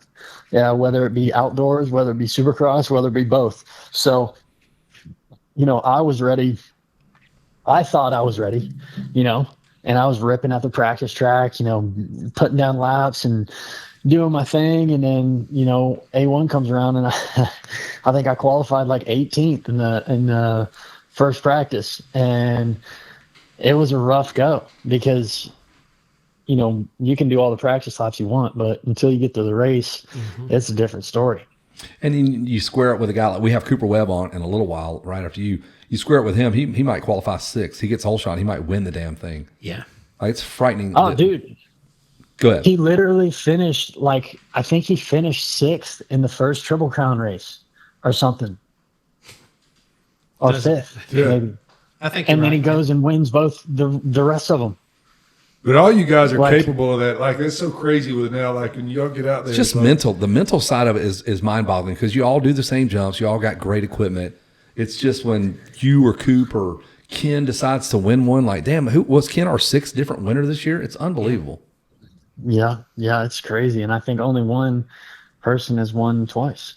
Yeah, man, I believe. It's a wild year. You might be looking back I am a child of the 70s and 80s, and I will hold my 80s, what I saw with RJ and Jeff Ward and all those guys. You guys are approaching that for me, and I'm old and I should be that get off my lawn guy. But damn, dude, this season is as good as anything I've ever seen. Yeah, even missing some people, it's incredible. It's that good. Yes. Well, that makes me feel better that I did what I did this weekend. Hell yeah, dude. Oh no, there's no cut downs right there, man. That's the talent is up there. So. And you've sat awesome. There, Aaron. There was years where you went to the gate knowing you were the best, and you're talking about all these guys. They're not intimidated by whoever. There was years you were on the gate, and and you felt like you were the guy. I can remember some breakout ride. It might have been Indiana. You had some extremely unique lines. It was a mud race. Oh yeah. And I think, do you have a decent history there at Indiana? To where you're kind of looking forward to this year's Motocross to Nations? Oh yeah, dude. Yeah. I mean, I hope pray that I get picked this year, because I really do feel like we could do one better than we did last year. Yeah, especially with two guys by my side. I think me and Chase went 1-2 this year there, and yeah, I really love that track, especially if it's a mud race. Yeah. Like when I won my championship in the 250 class, I went 1-1 there. After I wrapped it up, I went 1-1 there, and it had rained like 3 inches that day. That's 4 probably the inches race that I'm day. picturing. So, I just remember you coming out of some turn and you had a line that no one else was using, and you were yarding people right there. It's got to be the year. It's got to be what I'm thinking of. It was special. you know? it might be. Yeah. Well, and we're Yeah. hoping and pulling that you do get on the Motocross of Nations team. I'm thankful it's here this year. I think that will ensure the chances of you getting picked and having two supporting, riders that are complimentary instead of having to pull teeth to get people to raise their hand, and things where you're making phone calls trying to talk people into it at the last minute. I hope this year, I hope you're just now coming to life, and you're just going to continue to rise throughout the rest of the season, man. Daytona was awesome. I appreciate it, man. Yeah, thank you. Well, I really appreciate it. we look forward to having you whenever we have our Champions Banquet here at the Georgia Hair Hall of Fame coming up in just a few short months. That'll I'm be ready. down Columbus, Georgia. Yeah. We take out. They only have 5,000 seats available for the Georgia Hair Hall of Fame Yeah, conference. if they're inviting past champions, I should be on the list. You're on the definitely. list. Yeah, provisional. You're always like it's like Daytona. It's a big thing down at the Golden Corral in Macon. Champions dinner at the Golden Corral. Yeah, about 8 miles from Segota Road over there. Don't sweat it. We're good. No, we could have it at Buckner. They could have it at Buckner's. Buckner's Round Hey, Table. Aaron, did you ever go to Buckner's? shoot. You know about Buckner's? Down there in Macon. It's in Macon. It ain't It's too far just from north of Paradise. Hillbilly Hills, just north of Paradise, and it is a lazy Susan. You sit down in a table Family with style. about Boys, Yes. I actually got another call coming in. Do Okay, it. let it rip. Take it. Just Thanks put for 'em being all- on the show, buddy. Yeah. Just feed them in with Thank you us. so much. Yeah. Thank you Night, guys night. so much. All right, see All ya. right, see you. Appreciate it. Take it easy. Love you. And Nick, Kevin hit the volume. He might have set it back. He might have. Do you think he had a bad experience with Buckner's, and that's why he had to go so quick? No, I know he had a media. He has Yeah, I a media like that. They called him right. I on had the a bad spot. experience at Buckner's one time. Do you? You know, I you'd didn't. go race at Hillbilly Hills, you get the living junk beat out of you. The track could be rough, and you just. Do you know what we're even talking about? Jake? You ever heard of Buckner's It's Buckner's, the Round Table restaurant? It's on in the. Forsyth, They Georgia. don't even. You don't even order. You just sit down and they load this. They start slinging sweet tea at you faster than you can just. They don't even give you a glass. They just come by and pour it in your mouth. Like, oh, keep up, And if lady. you ain't Stop. chewed up your butternut squash casserole, it's easy to choke. But no, So, they, butternut you don't even have squash to order, casserole. dude. They Get outta just here. throw these. They know what they're Fried bringing. chicken, You don't get to steak say. and gravy. It's all there. and you just slinging around, So just one spinning time- around. There's Hey, 25 people in this there. is a You mess. don't even when know. I came back from, We got to call Cooper Webb's stat How long? right now. call him now. We're going to be talking about butternut Go damn ahead. squash casserole. Yeah, but I got this. I Story. came back from MXoN last week or 2 weeks Killing ago, me. and there in the parking lot there were people parked out to the road. Yes, that's how that place is. Buses stop there. Well, one day I ate there. I got the junk beat out of me at Hillbilly, so my Hurry up. innards is shook up. This story is holding up Cooper Webb. Well, No, you go ahead. Go I ahead. eat You're like more crazy, important, right? 'Cause I'm Yeah, starving. you were I at a raced- Supercross. He finished second. Let's hear your I story. raced Wow. all day, and then for some reason Austin's with me, and he goes, "Look at this guy, man! He's the president of the Crazy Shirt Club." So my innards are all shook up. I just overeat, and now I'm laughing like crazy. And I all laugh shook so up. hard that it like destroys my stomach. Right? So we're heading north, and I'm like, "Hey, dude, you're gonna have to pull off. You gotta get. You gotta get off." He's like, "Man, you're not serious." I said, "Look at my face. You're crazy, man. You see my face? I'm freaking serious." You're That crazy. story, I can't tell it when So I'm you pulled off and shit on the side no, of the road. I made it. But Made it to that where? was to the bathroom. That was the last time I ate at Buckner's. I was like, screw that place. Let's do it man. one more time. Homeboy come in there with the Crazy Shirt Club president. That was the funniest thing, and it wasn't a good There time we to go. be engaging my stomach muscles. All that Fair sweet enough. tea and them butternut squash casseroles. He's on there. He's saying hello to you, Kevin. Hello. You think? Oh, he square buttoned your ass. He's like, he's probably the one that called Aaron. He didn't, yeah. Aaron had a signal like, "Hey, Call me if so I these can get off dudes the keep phone with going these on assholes." about this stupid Buckner's restaurant, dude, call me." I can't believe that Aaron's never been to Buck. Well, he might have. I think he. I don't think He had this call coming in, so he had to take this call. Dude, it sucks in some ways. Those dudes work their tail off all day, and then they got to come home and do business. Yeah. Yeah, I feel bad, but Well, it's either this or 7 a.m. You need to pick which one you like better, because we're calling whether you like it or not. That's right. So We're picking that squash casserole. So I rushed that story for no reason. Is it ringing? you hear it? Looks like it's ringing. Cooper Webb. Is this Cooper Webb? Hey, sorry. I think Cooper's probably in a glider, like rocking a baby. Like he's got to put his kids to bed. He said, "I got to put my kids to bed." Okay. So he's really not on the phone? yeah, I hear you great. I don't. I can barely hear him. Y'all can't hear Cooper? Oh, Oh my God, I hear you perfectly. I can just barely. Let it rip. Go ahead. No, I'm not going to do a solo interview with Cooper Webb. Cooper, I'm going to hang up and call you right back. Okay. Thanks, buddy. Sorry. Hey, I actually could barely hear him. I can barely Yeah. hear What? Yeah, nothing. What? Call Of me. course. Call me. Oh, my God. Call me anytime. Hi, Kevin. Nothing. Okay, I'm just going to hang up and See, what I would want you to do is join America, the rest of the revolution, with these Apple products. this is infuriating. We've gone like probably 4 shows without this happening, and I have to restart my phone. That's embarrassing. It is. There's people all around Ackworth counting on this. People of the world. Go crank that KXAD up. I cannot stand that. We don't even anymore. know if she has spark. I am so tempted to pull the plug and just see if it has spark. Do it. Get your plug wrench, Jack. Let's check it. There's a toolkit under that seat. I There guarantee probably you. is actually. That bike is so complete. Who I bet doesn't it's keep there. a plug wrench in their pocket now? Duh. Do you these remember days? all those days?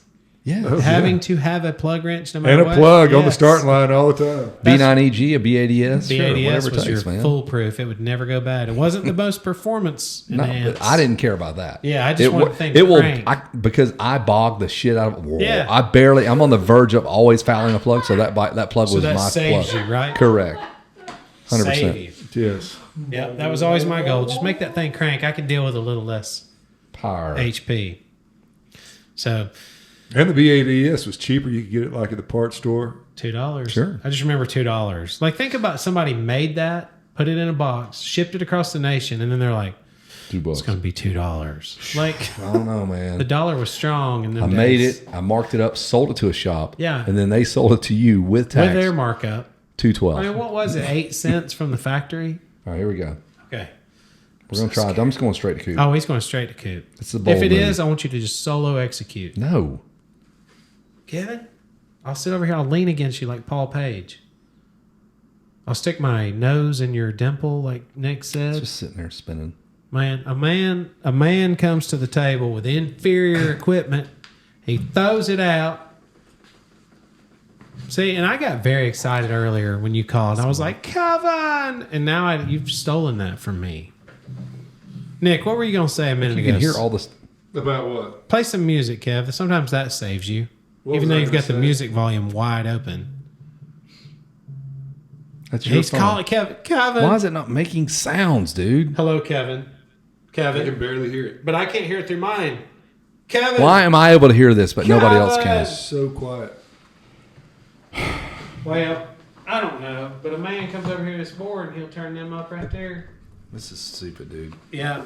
I think what we'll do is we could probably just mail Cooper a letter. And then Yeah. when he answers, it will read it out on the air. Just Call, pin pal. call Nick. Let's see what's happening. Oh, wait, that's what it is. That's God, you're so annoying. was. Try Now it call again. John. I know it's gonna work. Kevin. Just my energy. Yes, Jake. Jake's energy just brings things to life. My phone just died. It's awesome. Yep. So that's where it was. Why would that get pushed, though? All right, let's don't keep Cooper forever, man. I know. That's why I could hear. Okay. Why you could hear, but we couldn't? Do you want to test it or you fine? I'll call John real quick. Man, it's going to be exciting. So I've been talking to this guy, and his name's Kevin. And I'm like, he's supposed to call tonight. I just think it'd come across a whole lot better right now if you the rage of a Ben Cheatwood, or if you had This the is rather upsetting. see Kevin's entire face structure, the bones realign in his face. It's gonna work now for you, I just hope he calls, guys.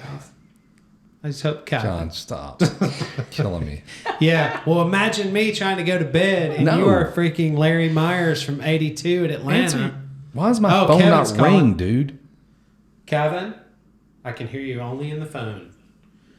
This is where we're going to have to pause it and cut all this out. It's unbelievable. Because can you play music?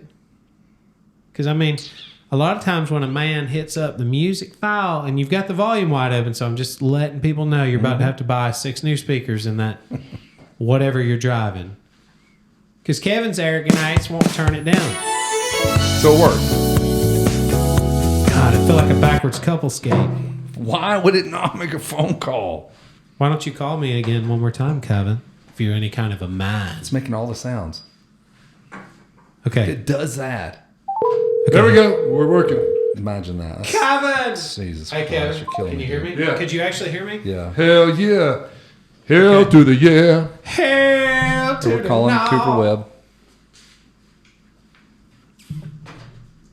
If this thing doesn't go through, I'm walking out. And load motorcycles for Day in Your the Dirt. call has been Oh, forwarded he's to an square automated butt voice your messaging ass. I system. knew it.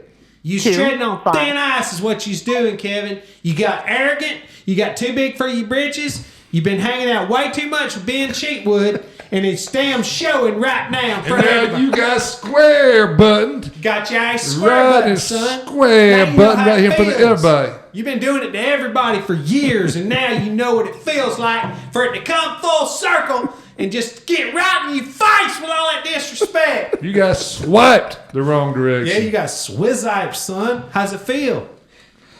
You treat people how you want to be Hell treated, to the Kevin. no. Hell to entertaining. the no. I can hear something going bloop. You hear my phone? It's working. It sounds like Tiny Tubes or something. Oh, I was like, is that your phone doing that? Oh, Coop has, I guarantee he canceled his phone plan. He should. He's like, He I'm did. getting a new number. Change his number. Your call has been forwarded to an automated voice messaging system. See, this, I think everybody's going to learn that we just lied about that. And like, we did never answer. had Cooper. When When he he Yeah, answered, what, he was we like, don't really have his "Oh, number?" Yeah, I'm not doing this. No. no, he's like, But yeah. phone's not working. What? Dang, Yeah, now call Tom Brady. Call Tom Brady now. Yeah, we were supposed to have Tom Brady after Cooper. Yeah. Oh, I can't hear him. What's? We'll call you. we're just having We'll call you right technical back, Tom. difficulties. 28-3. You dick. I know. Yeah. So we didn't talk about Levi Kitchen. Call Blink 182. I would like to talk to Blink.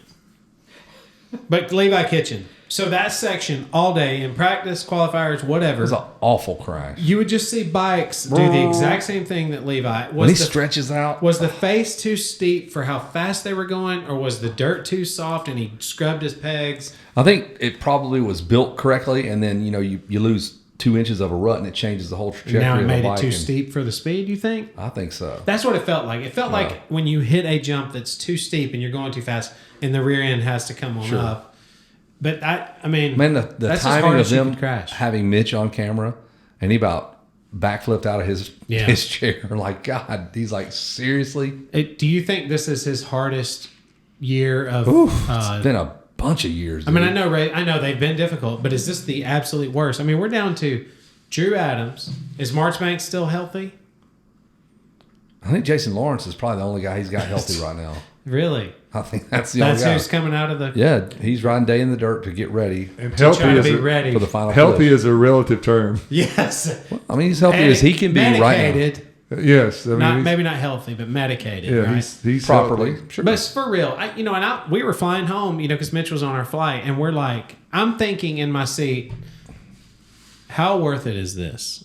The vehicle, the race team vehicle, is to promote Pro Circuit, sell Pro Circuit, and man, at some point it hadn't sold Pro Circuit because of just he can't be there, he can't have presence on the track. Yeah. It's not his fault. It's just unfortunate turn of events.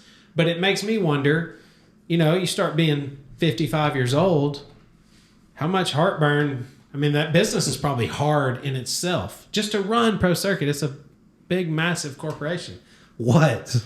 Nothing. I just You're like laughing. You're thinking of a Ben Cheatwood response. No, not at all. I'm just kidding. What about, Not really. speaking of Johnny G, Josh Greco He trimmed the thing. He cut the things off, dude. He doesn't have the handlebars anymore. We called mustache defects on him. Did you know they even have that, Kevin? I have. Yeah, in Mustache Florida they do. defects. If you mistreat your mustache, it's pretty much punishable by law. Yeah. And Greco's treading on thin ice. He did leave it long enough that it won't be much to restart the curls. But at the moment, there's nothing to curl. It needed some condition, too. I mean, Yes. he needed that thing needed some beard oil. Some beard oil. I like to run Ben Cheatwood's beard oil. Even though he has no beard. Nobody has a moustache. You can also run beard oil in your Ben mustache. Cheatwood? Yeah, he's known in the beard world. Ben Cheatwood. Ben. I just made that up. I was about to man. say what. Ben shaves twice a day. Ben, yes, actually, his testosterone levels have been charted as the highest in human history, and that's why typically he bends guardrails in half when he's trying to get to his girlfriend. Yes. And a lot of people, they'll be driving that way and they'll just swerve. There it is. Good Can you hear me? Lord. Jeez. Do you have, can I borrow your phone? Like, we're struggling over here. God. No worries. All good now, though. It's only fitting that it's when it has anything to do with me, it's just a complete shit show. That's the way it should be. At first, we were waiting before we called. We were waiting because John couldn't finish the story, and we were like, "John, Just shut up. Cooper Webb is you waiting. watched the race this weekend. You were at the race, but Cooper actually finished second in the race. We'd like to hear his We'd perspective. like to hear his story. It's not yours. Even though So Cooper I'm sorry I made Kevin's phone mess and Cooper up. has still not said a word. So Cooper, welcome to the show. Thank you for carving out a little bit of time. I know you just put your little one to bed. How does that process work? I like getting into the kids. We had AP on. He had some wild kids. They're high on. They're drinking Mountain Dew Code Red, eating Kit Kats. Like they're running wild over there. What's your program like?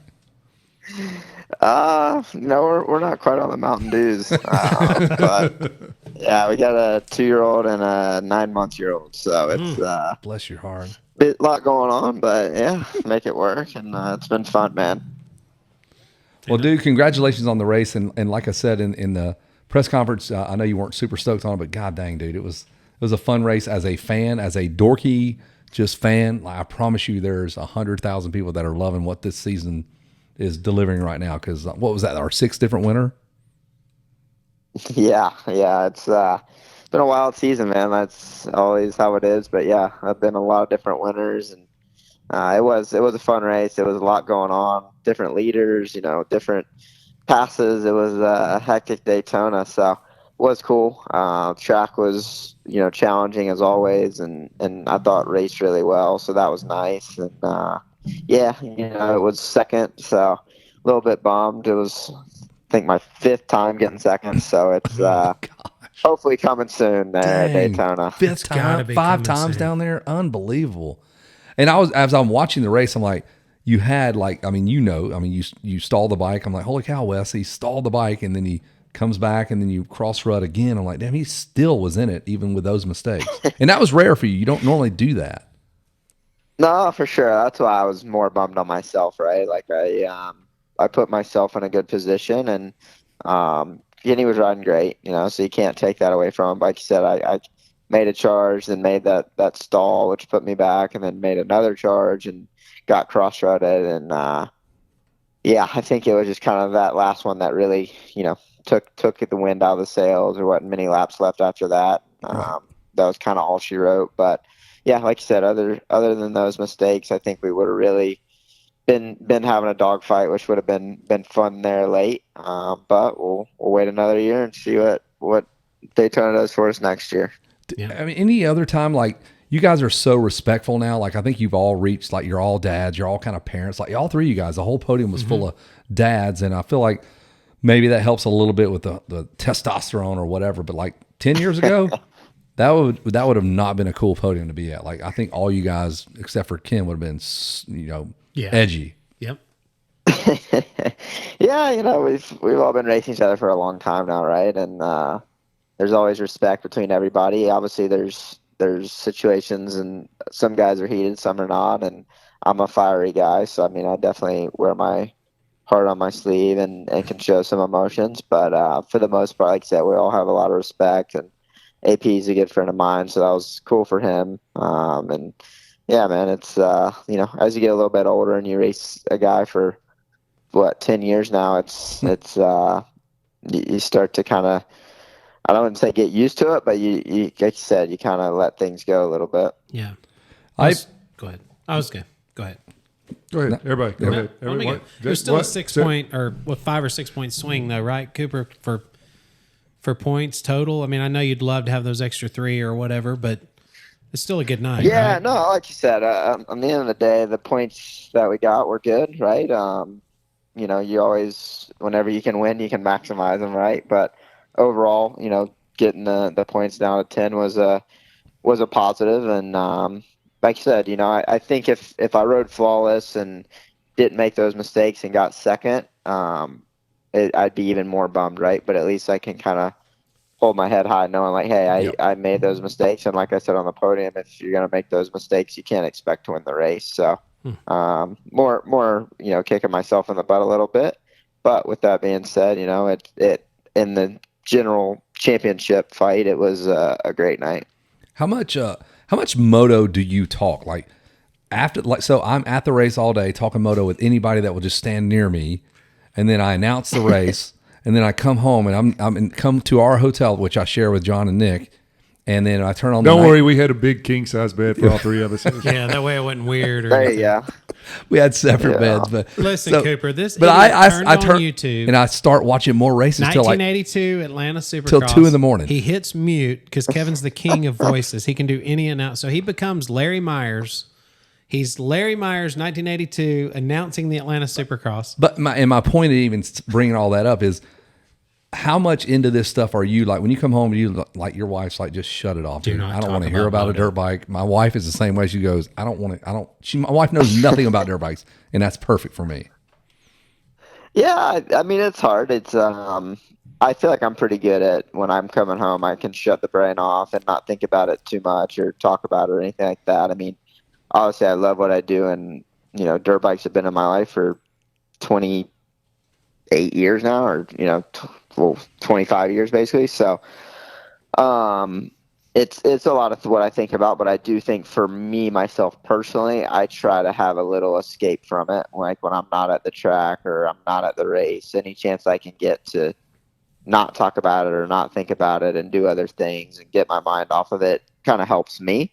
But with that being said, when the opportunity comes and people want to talk, I'm not going to shy away from it. And I do really love it. And even for, I think more myself, I'm constantly trying to think how I could be better or how I could improve and stuff like that. So, but I have over the years gotten better at, hey, when I'm at the track or driving home from the track, those are my times to kind of think and do all that. And then when I get home, I feel like I have a decent balance of being able to shut that off. And so you don't get on Vital MX and run like a code secret account and just get on there like bash people, just dog people. No. Man, dude, I would love to know that Cooper Webb has a burner account. Like what's his name from OKC? What the crap? Yeah, I know the basketball player. Durant. Yeah, yes, Durant had a burner account and they busted him on it. Like Cooper Webb's like, man, I know this dude knows everything. I mean, no, I've been always pretty good throughout my career, even with the social media side. Like, not really keeping up with anybody or the Joneses on there. Just I bet I know some stuff. Talk. I bet I know some stuff you talked about here in the last 24 hours. We don't have to bring it up, but holy cow, it's been heavy, pretty wild. No, couldn't even tell you what you're talking about unless it's good for you about me at getting second place. No, I mean nobody would say anything about that. So yeah, that's still a compliment to the championship for you. So nobody's dogging that out, dude. So the blue boots, okay. I'm feeling these blue boots. It's a strong look. Yeah, man. We've obviously we've had a kit change this year with the fly stuff and fly helmet and color coordinating the goggles and the boots and everything. And yeah, man, all my sponsors have been awesome as always. Color coordinating A-Stars and 100%. And yeah, man, the kits I feel like have been awesome. Kind of a good little change for me. I feel good, look good, and God, you've been obviously the results have been good. You've been Thor for so long, like 175 on the Honda, the little signs coming up the hill to Loretta Lynn's. Like you had little banners on the way up to the track at Loretta's, you on your little bike. I know. That's crazy. I know it was crazy. It's been a long time I was in Thor, and they were obviously great to me, and a lot of respect for all those guys there. And yeah, it's definitely different, but it's been something that's been a fun change. The Fly guys and everyone and myself get along really well, and like I said, just that change and looking good and feeling good, and I think the ideas we've been coming up with, we got a lot of cool stuff coming up. What about if Wulf Sport came to you with like a big check, like Wulf Sport Sport proper? They had Wulf Sport money. The European Wulf Sport money. That's got to be a new statement. Like, and they're saying, hey, we're thinking we're thinking burgundy, brown, and purple, and squash with a little bit of a squash yellow color. What are you thinking?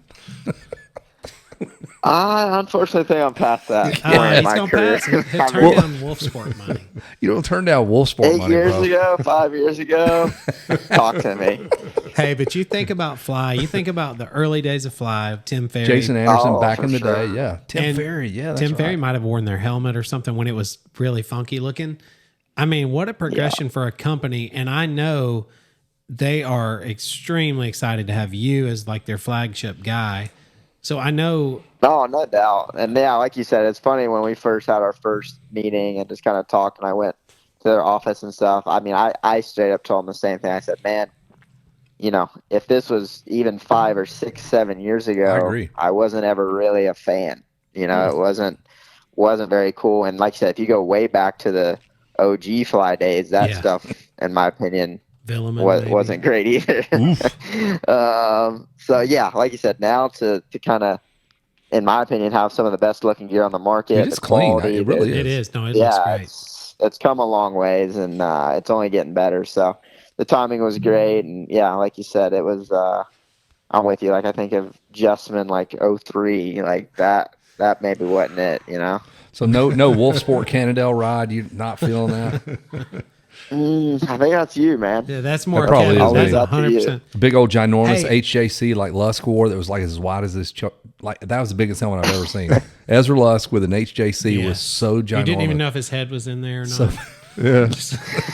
Oh, Yogi. It was Yogi was. Hey, how cool is that? You see him running around with a headset and like a yellow flag. You're like, that's Ezra Lusk, man. We literally did that on the track. Yeah. It's been cool seeing him around, and for us, like him being super involved, he's kind of like the riders relations / official / kind of does it all, right? And it's cool. It really is. Like he's such a legend in his own way. But then, a lot of people, I think, especially this new crowd, or at least half my 250 teammates, they don't have a clue who he is, right? And so. It's kind of, for me at least, cool to have a guy like that is there and understands the sport, and you can talk to him, and as a racer he understands. So it's been pretty dang cool to have him in that spot this year. Hey, who's in charge of the A1 top shelf shit talking at Star Racing? Because I know Villapoto was solid at that. There's been some guys, and I'm not saying he was on that team, but like you are like the patriarch of that team. So you have to be in charge of just setting dudes down and go, hey man, Cole, you chill out, dude. Like, or whatever. I'm just the cutting up and just shit talk. Hey, you're the old man of the whole deal now. Yeah, I mean, to be fair, in the locker room, I'm probably up there number one seat. I'm always yes, that's what I wanted to hear. But as you know, our boy Hayden, he can hang right there with me. So are you? But listen, and I don't even want to get you in trouble, but if he sends all his little minions after you, like if he just says anything, go get Cooper, and there's gonna be 12 million people on Twitter or Instagram or melt your phone or YouTube, wherever the my God, dude, like you need to keep him on your good side just for that reason alone. He came after us. We're good. I know you are. We've been good, but no, like I said, it is crazy, man. The following that he has alone is insane. But just the fans, right? Like you said, exactly that. Like even for us, like when we're all signing, it's like they'll come up to our 450 truck and it's me and Eli, and they're asking us where Hayden is, and it's like, okay, dang, dude. I got the Let's red ask plate. these dude. guys, I they got the work red here. plate, dude. Yeah. Jeez. Yeah. I believe it. My kids, But it is cool, you know. my I mean, kids don't they even did watch it right, racing and- at all, and they're like, "Hey, Dad, I saw you on Hayden's video from Freestone." I'm like, "You don't even watch Yeah. racing, and you follow Hayden on YouTube, and that's where they saw That's me." wild, right? It's a true story. No, it's same, man. Our neighborhood, we live here in Tallahassee. They just learned Supercross when I moved in, and you know, they knew about Hayden Deegan, and it's, you know, same thing. They didn't even know what Supercross really was. So it is pretty wild, you know, how big of a following he has, just from He does. whether it's the YouTube or the, you know, the way they've done things is definitely the right way. I mean, it's kind of the model now. Like there is some value. I mean, they call it a Q score, like your social media presence, and that's how you move the needle. And you know, there is a thing to that. Oh, for sure. In this day and age, right? It's obviously results I still think are important and the most important in our sport. But like you said, with social, it ain't far behind, right? And having a personality and being a face and of a brand, and with social media, sponsorship opportunities, and just to grow your own brand. I mean, yeah, it's a no brainer nowadays in the sport we do. So they, like I said, they've done it right, and I think you're seeing a lot more people kind of dive into that avenue and really broadcasting themselves in that way, and making themselves, you know, more popular than maybe their results may be sometimes, right? And I mean, even from the privateers that I've seen on there, like they're even doing a good job, right, of having a YouTube presence and Sure. getting fans that way, getting sponsors that way, getting money that way, and yeah, you got to tip the cap. Yeah, no doubt. I think we always talk about this. John and I were talking about this in Daytona this weekend, that we need somebody super famous like Tom Cruise and a couple of supermodels walking around the pits, like Formula One Like has. F1, yeah. Yeah, because that's what Formula One. That's the only reason people watch Formula Ones. Because I mean, Joey from Friends came to a couple of Anaheims back in the day. Matt LeBlanc. Matt LeBlanc from Friends, and like was buddies with Jeremy. He was in a Friends episode. but we Look- Yeah, need. Jeremy That's it, was though. in a Friends episode. Yeah, Jeremy That's was right. in one of those. Yeah. Yeah, But Really? that's what we need, because he's in the background in because a the little coffee shop. racing, like when you're watching Our racing a is as good Supercross, as anything. it kicks the shit out of F1. F1, you know who's going to finish. Oh, for sure. You know Top- where everybody's top going to 10 or finish. whatever, yeah, you know what I you mean? do know. Like one of three guys is going to win. One Yeah. of three guys is going to be 3 through 6. One of three guys, you know, like they're just going to change. Our racing kills them, Yeah. but we just don't Yeah. have Tom Cruise and, you know, supermodels. Monaco and Yeah, Monaco. Yeah, that's right. Well, but we do have Cooper Webb, and I mean, Cooper, as you move towards the rest of the season right here, I mean, you're sitting pretty. You know what? How do you maintain the mental everything that it requires to be on that razor's edge and complete this mission? Yeah, I mean, it's tough, right? It's easy to get wrapped up in it, and at the end of the day, it's still a long season, right? We still do have plenty of races, but I think for me, it's just encouraging the momentum I've been carrying this last month or so. You know, I've had some great results, and obviously we saw, you know, with Jet going out and Eli, like it did create a kind of an open window to really take charge, and I've been trying to do so, you know, and so with that being said, yeah, you want to just kind of take it race by race. I know it's cliche and everyone says it, but it truly is, you know, the goal. And I think for me, there's still some improvements I could make. I could still be better and faster and stronger and this and that. So I think that's encouraging, knowing we're still treading upward. And yeah, I think I just got to lean on my experience of I've been in this situation before, and have been able to accomplish 2 championships. So I think for me, having that experience, having that knowledge, knowing how to hopefully manage a championship, I'll be able to use to my advantage, and we'll see what happens. How does when you and Anderson, I was watching real time whenever you're trying to put your last lap down in qualifying, and then he put you up on the top of a berm. Like how do you? I know you try to explain. I saw you guys talking again, and then does he come back and go, all right, I'll watch the video, my bad? Like, is it that easy? Is that how it works? I feel like you guys are old enough. That's kind of maybe the way it Not works. always, but yeah, that was exactly how it was, Okay. you know, and that's like I had to go back and watch video, and it was just a classic Just miscommunication, miscommunication. right? We're all I had thought he had just finished his lap. He had thought I was trying to hold him up, and it wasn't the case, right? So it's one of those things. Like it's racing. You're going to get heated. You're going to get into it with somebody throughout the season, right? And I think me and Jason have enough respect, and we've known each other for a long time. And I told him that straight up. I said, "Hey, sorry I ran it in. Like I thought you were on a slow lap. I didn't realize it. So I get it. Why you did what you did. My bad." And I think we're both at the age of like, hey, there's money on the line. Nowadays with qualifying, it's so important. And I told him, I said, hey, I'm not a 18-year-old kid that's getting in your way on purpose, right? Like if I got in your way, I apologize, right? I didn't mean to. And yeah, we were cool. So obviously there's guys that hold on to those and maybe don't treat or come back and say, hey, yeah, I screwed up. There's guys that maybe would go the opposite and hold on to that and have controversy throughout the year. But I try to not be one of those guys. If I did something wrong, I'm man enough to admit it, right? Yeah, man. Especially the further you get into this championship, you kind of need don't even call him an ally, but just some neutral guy that's not just here to, you know what, I'll remember that shit. Yes. And just knock you out of 12 points. Damn.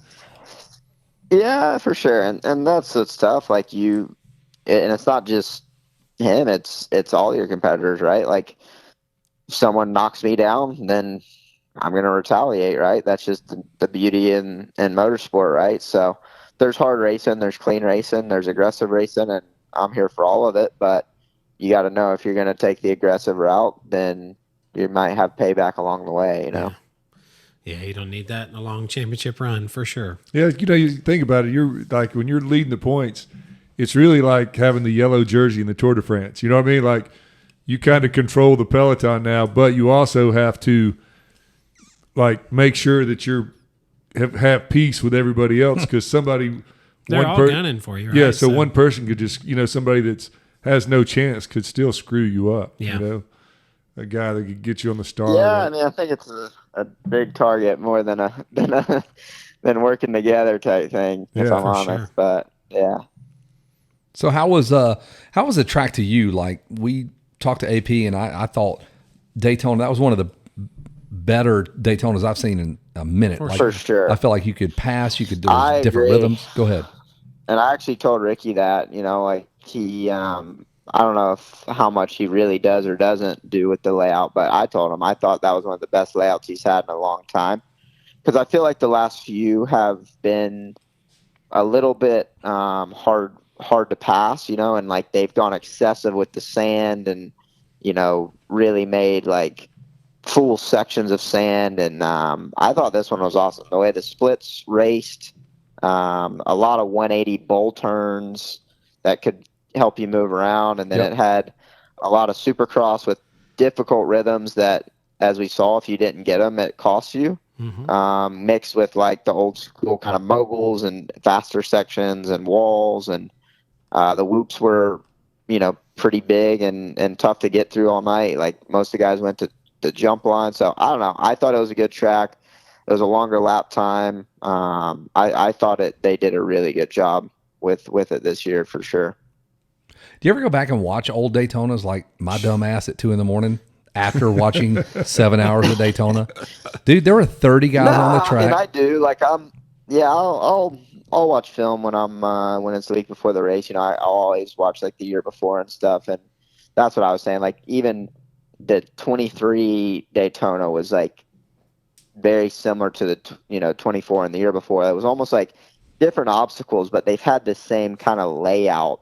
It seemed like for the last up until this year, the last few years, just kind of like out back through a tunnel type thing. Yep. And this one was like kind of all new, which, takes, I know there's only so much you can do with the floor space, right? So, I guess that's where I was pumped was they got very creative and made it a bit different and made some real passing opportunities and built some bowl turns. And, like I said, I thought it was a great track.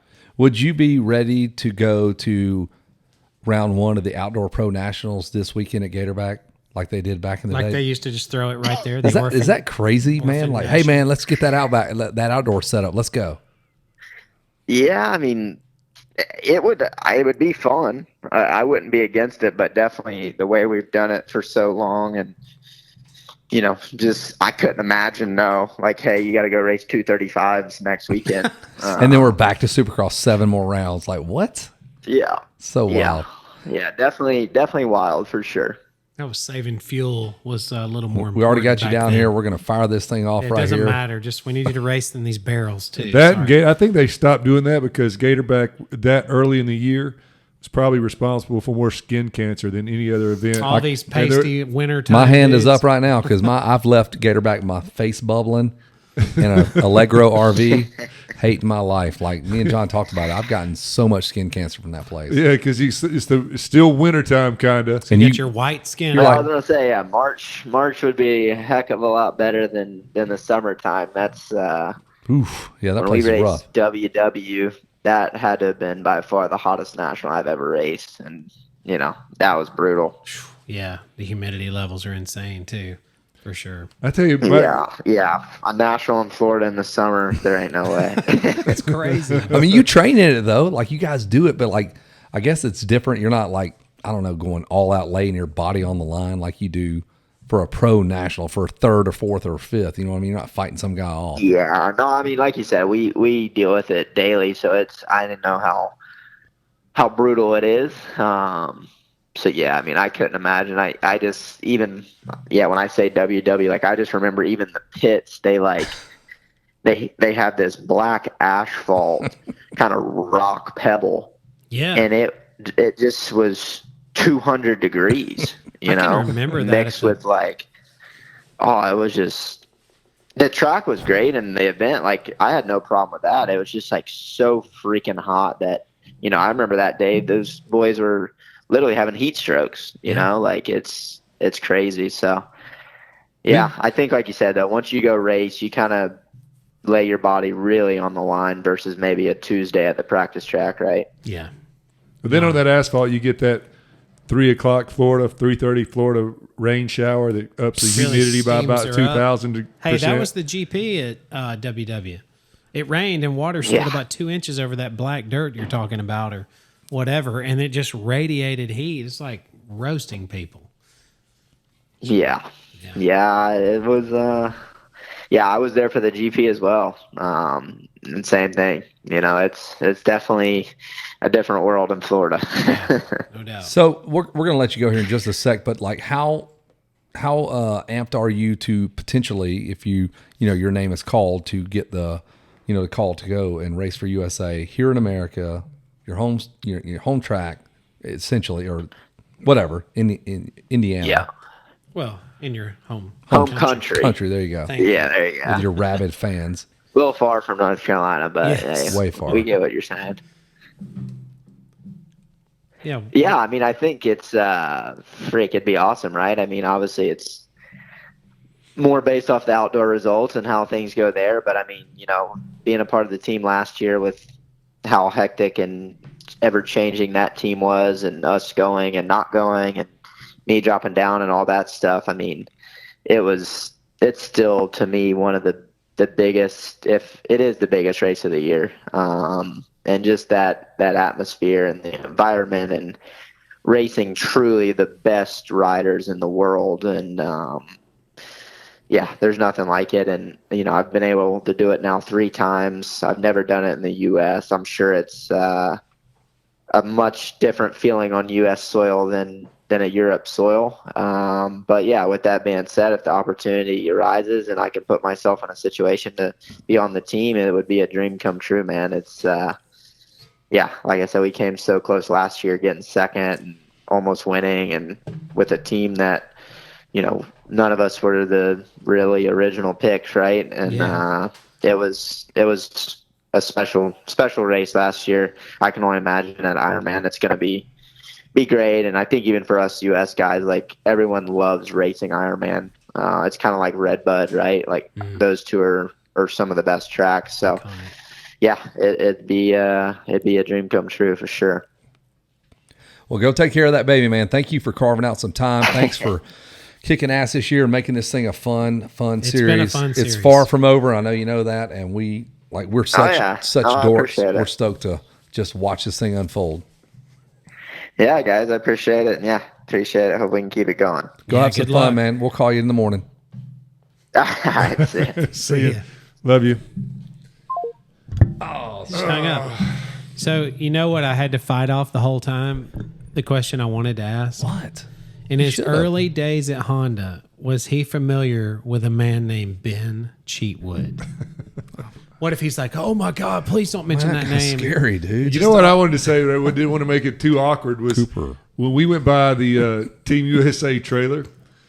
Oh, you should have brought that I up. was going to, and then when Kevin started shutting it down, but we went in. and crap. It's all Kevin's fault. But I don't even know. The best part of the story, not just the whole interview. Kind of would've like been that Buckner story in the Yeah. day, president of the Well, no, Crazy you have Shirts all Club. the time of the. So you can we're do at it. the Nations in England, and Oh, John and yeah. I go in the little rider lounge or the whatever. little rider trailer, and we're over there talking. And AP's over there, and we're talking and Coop's cutting up. locked And in, Christian, But and AP's Coop's on like, the, yo, man, this is awesome. yeah, You and know, Coop is locked in, but he's on No. the other side of this wall, like a cubicle wall, kind of. Mm-hmm. And so I go over there and speak to him. I'm like, hey man, what's just that? You know, good luck. What? And he just looked at me like I was trying to rob him or something. He didn't even respond. He didn't say one word. He just looked Honestly, at me. I've had that same thing at Daytona last year. I'm like, I said something just kind of silly. He was on his way to a practice or something. Not happening.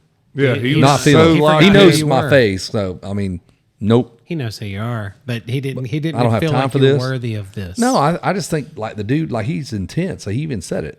He's just I'm locked. He gets locked in. I know, but like AP is like there's some guys like for a baseball reference, Kevin Pillar can just go and just in the middle of a World Series when he's about to win for the Boston Red Sox, he's cutting up with everybody. He's a key part of that team. And other guys are like just super rigid and whatever. It's just a different. It's a different style. Yeah. But Yeah, you man. know, AP's that guy. I can understand Cooper being that serious though. When you need to get your mind and body to the That's how razor's his day edge, works. He's like, to the minuscule pinnacle. if you need of that 1%, performance. yeah. He's, And then you get my dad's And then- dumbass jumping across the line. Here comes who's Nick. this Hey. big son of a bitch staring at me? I don't want to freak him out because he might kill me and mess me up. I don't know. I feel like Cooper could kill some people. I mean, it wouldn't take much. That's we open the jar of We drop Mayonnaise the or lid to the pickle jar. PB&J or something.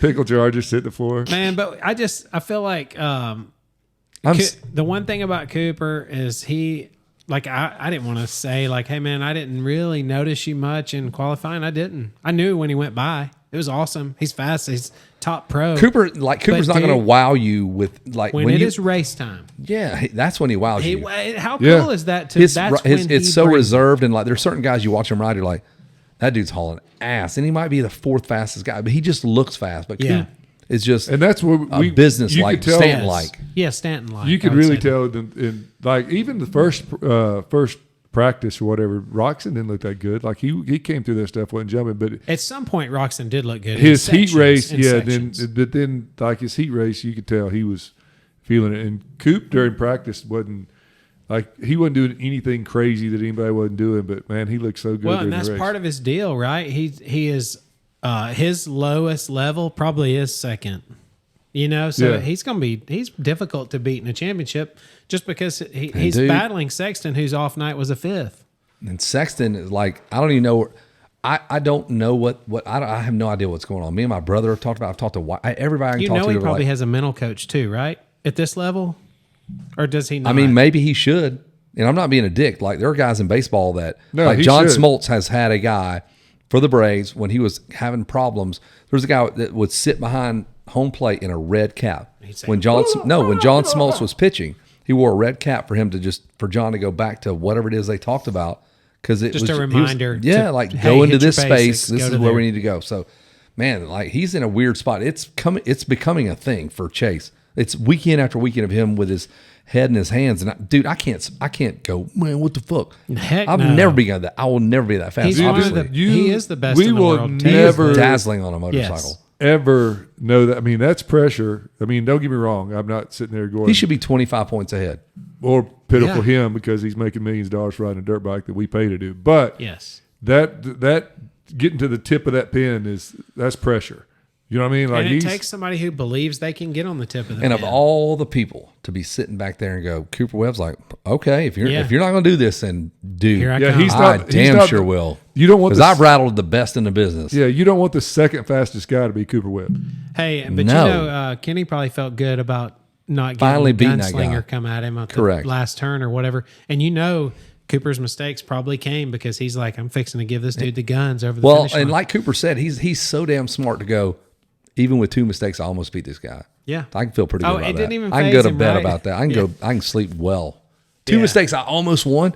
And I can almost say that for Chase.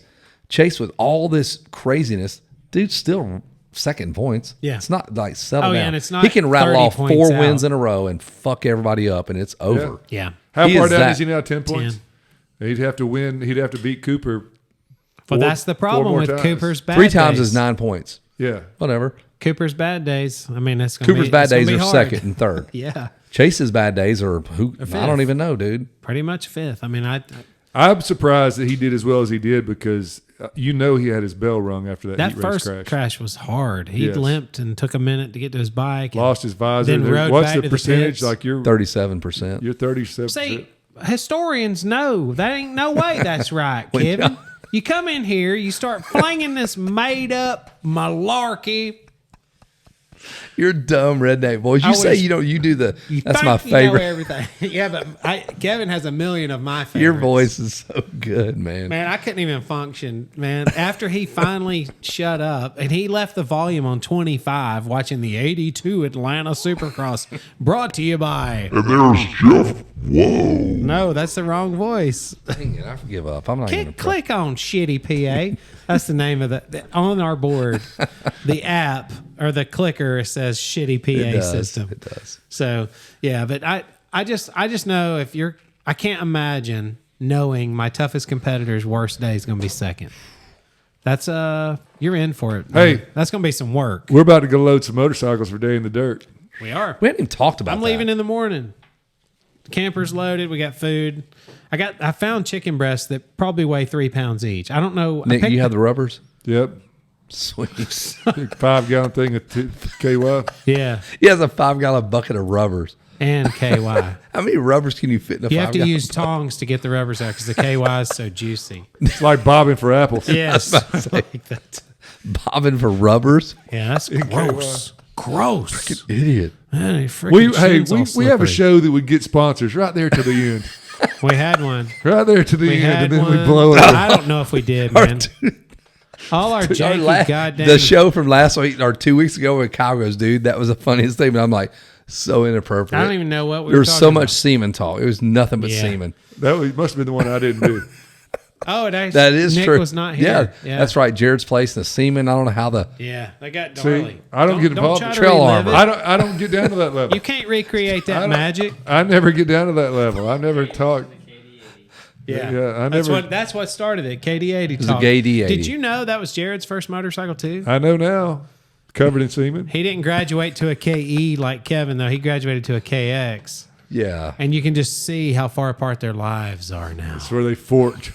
Yeah.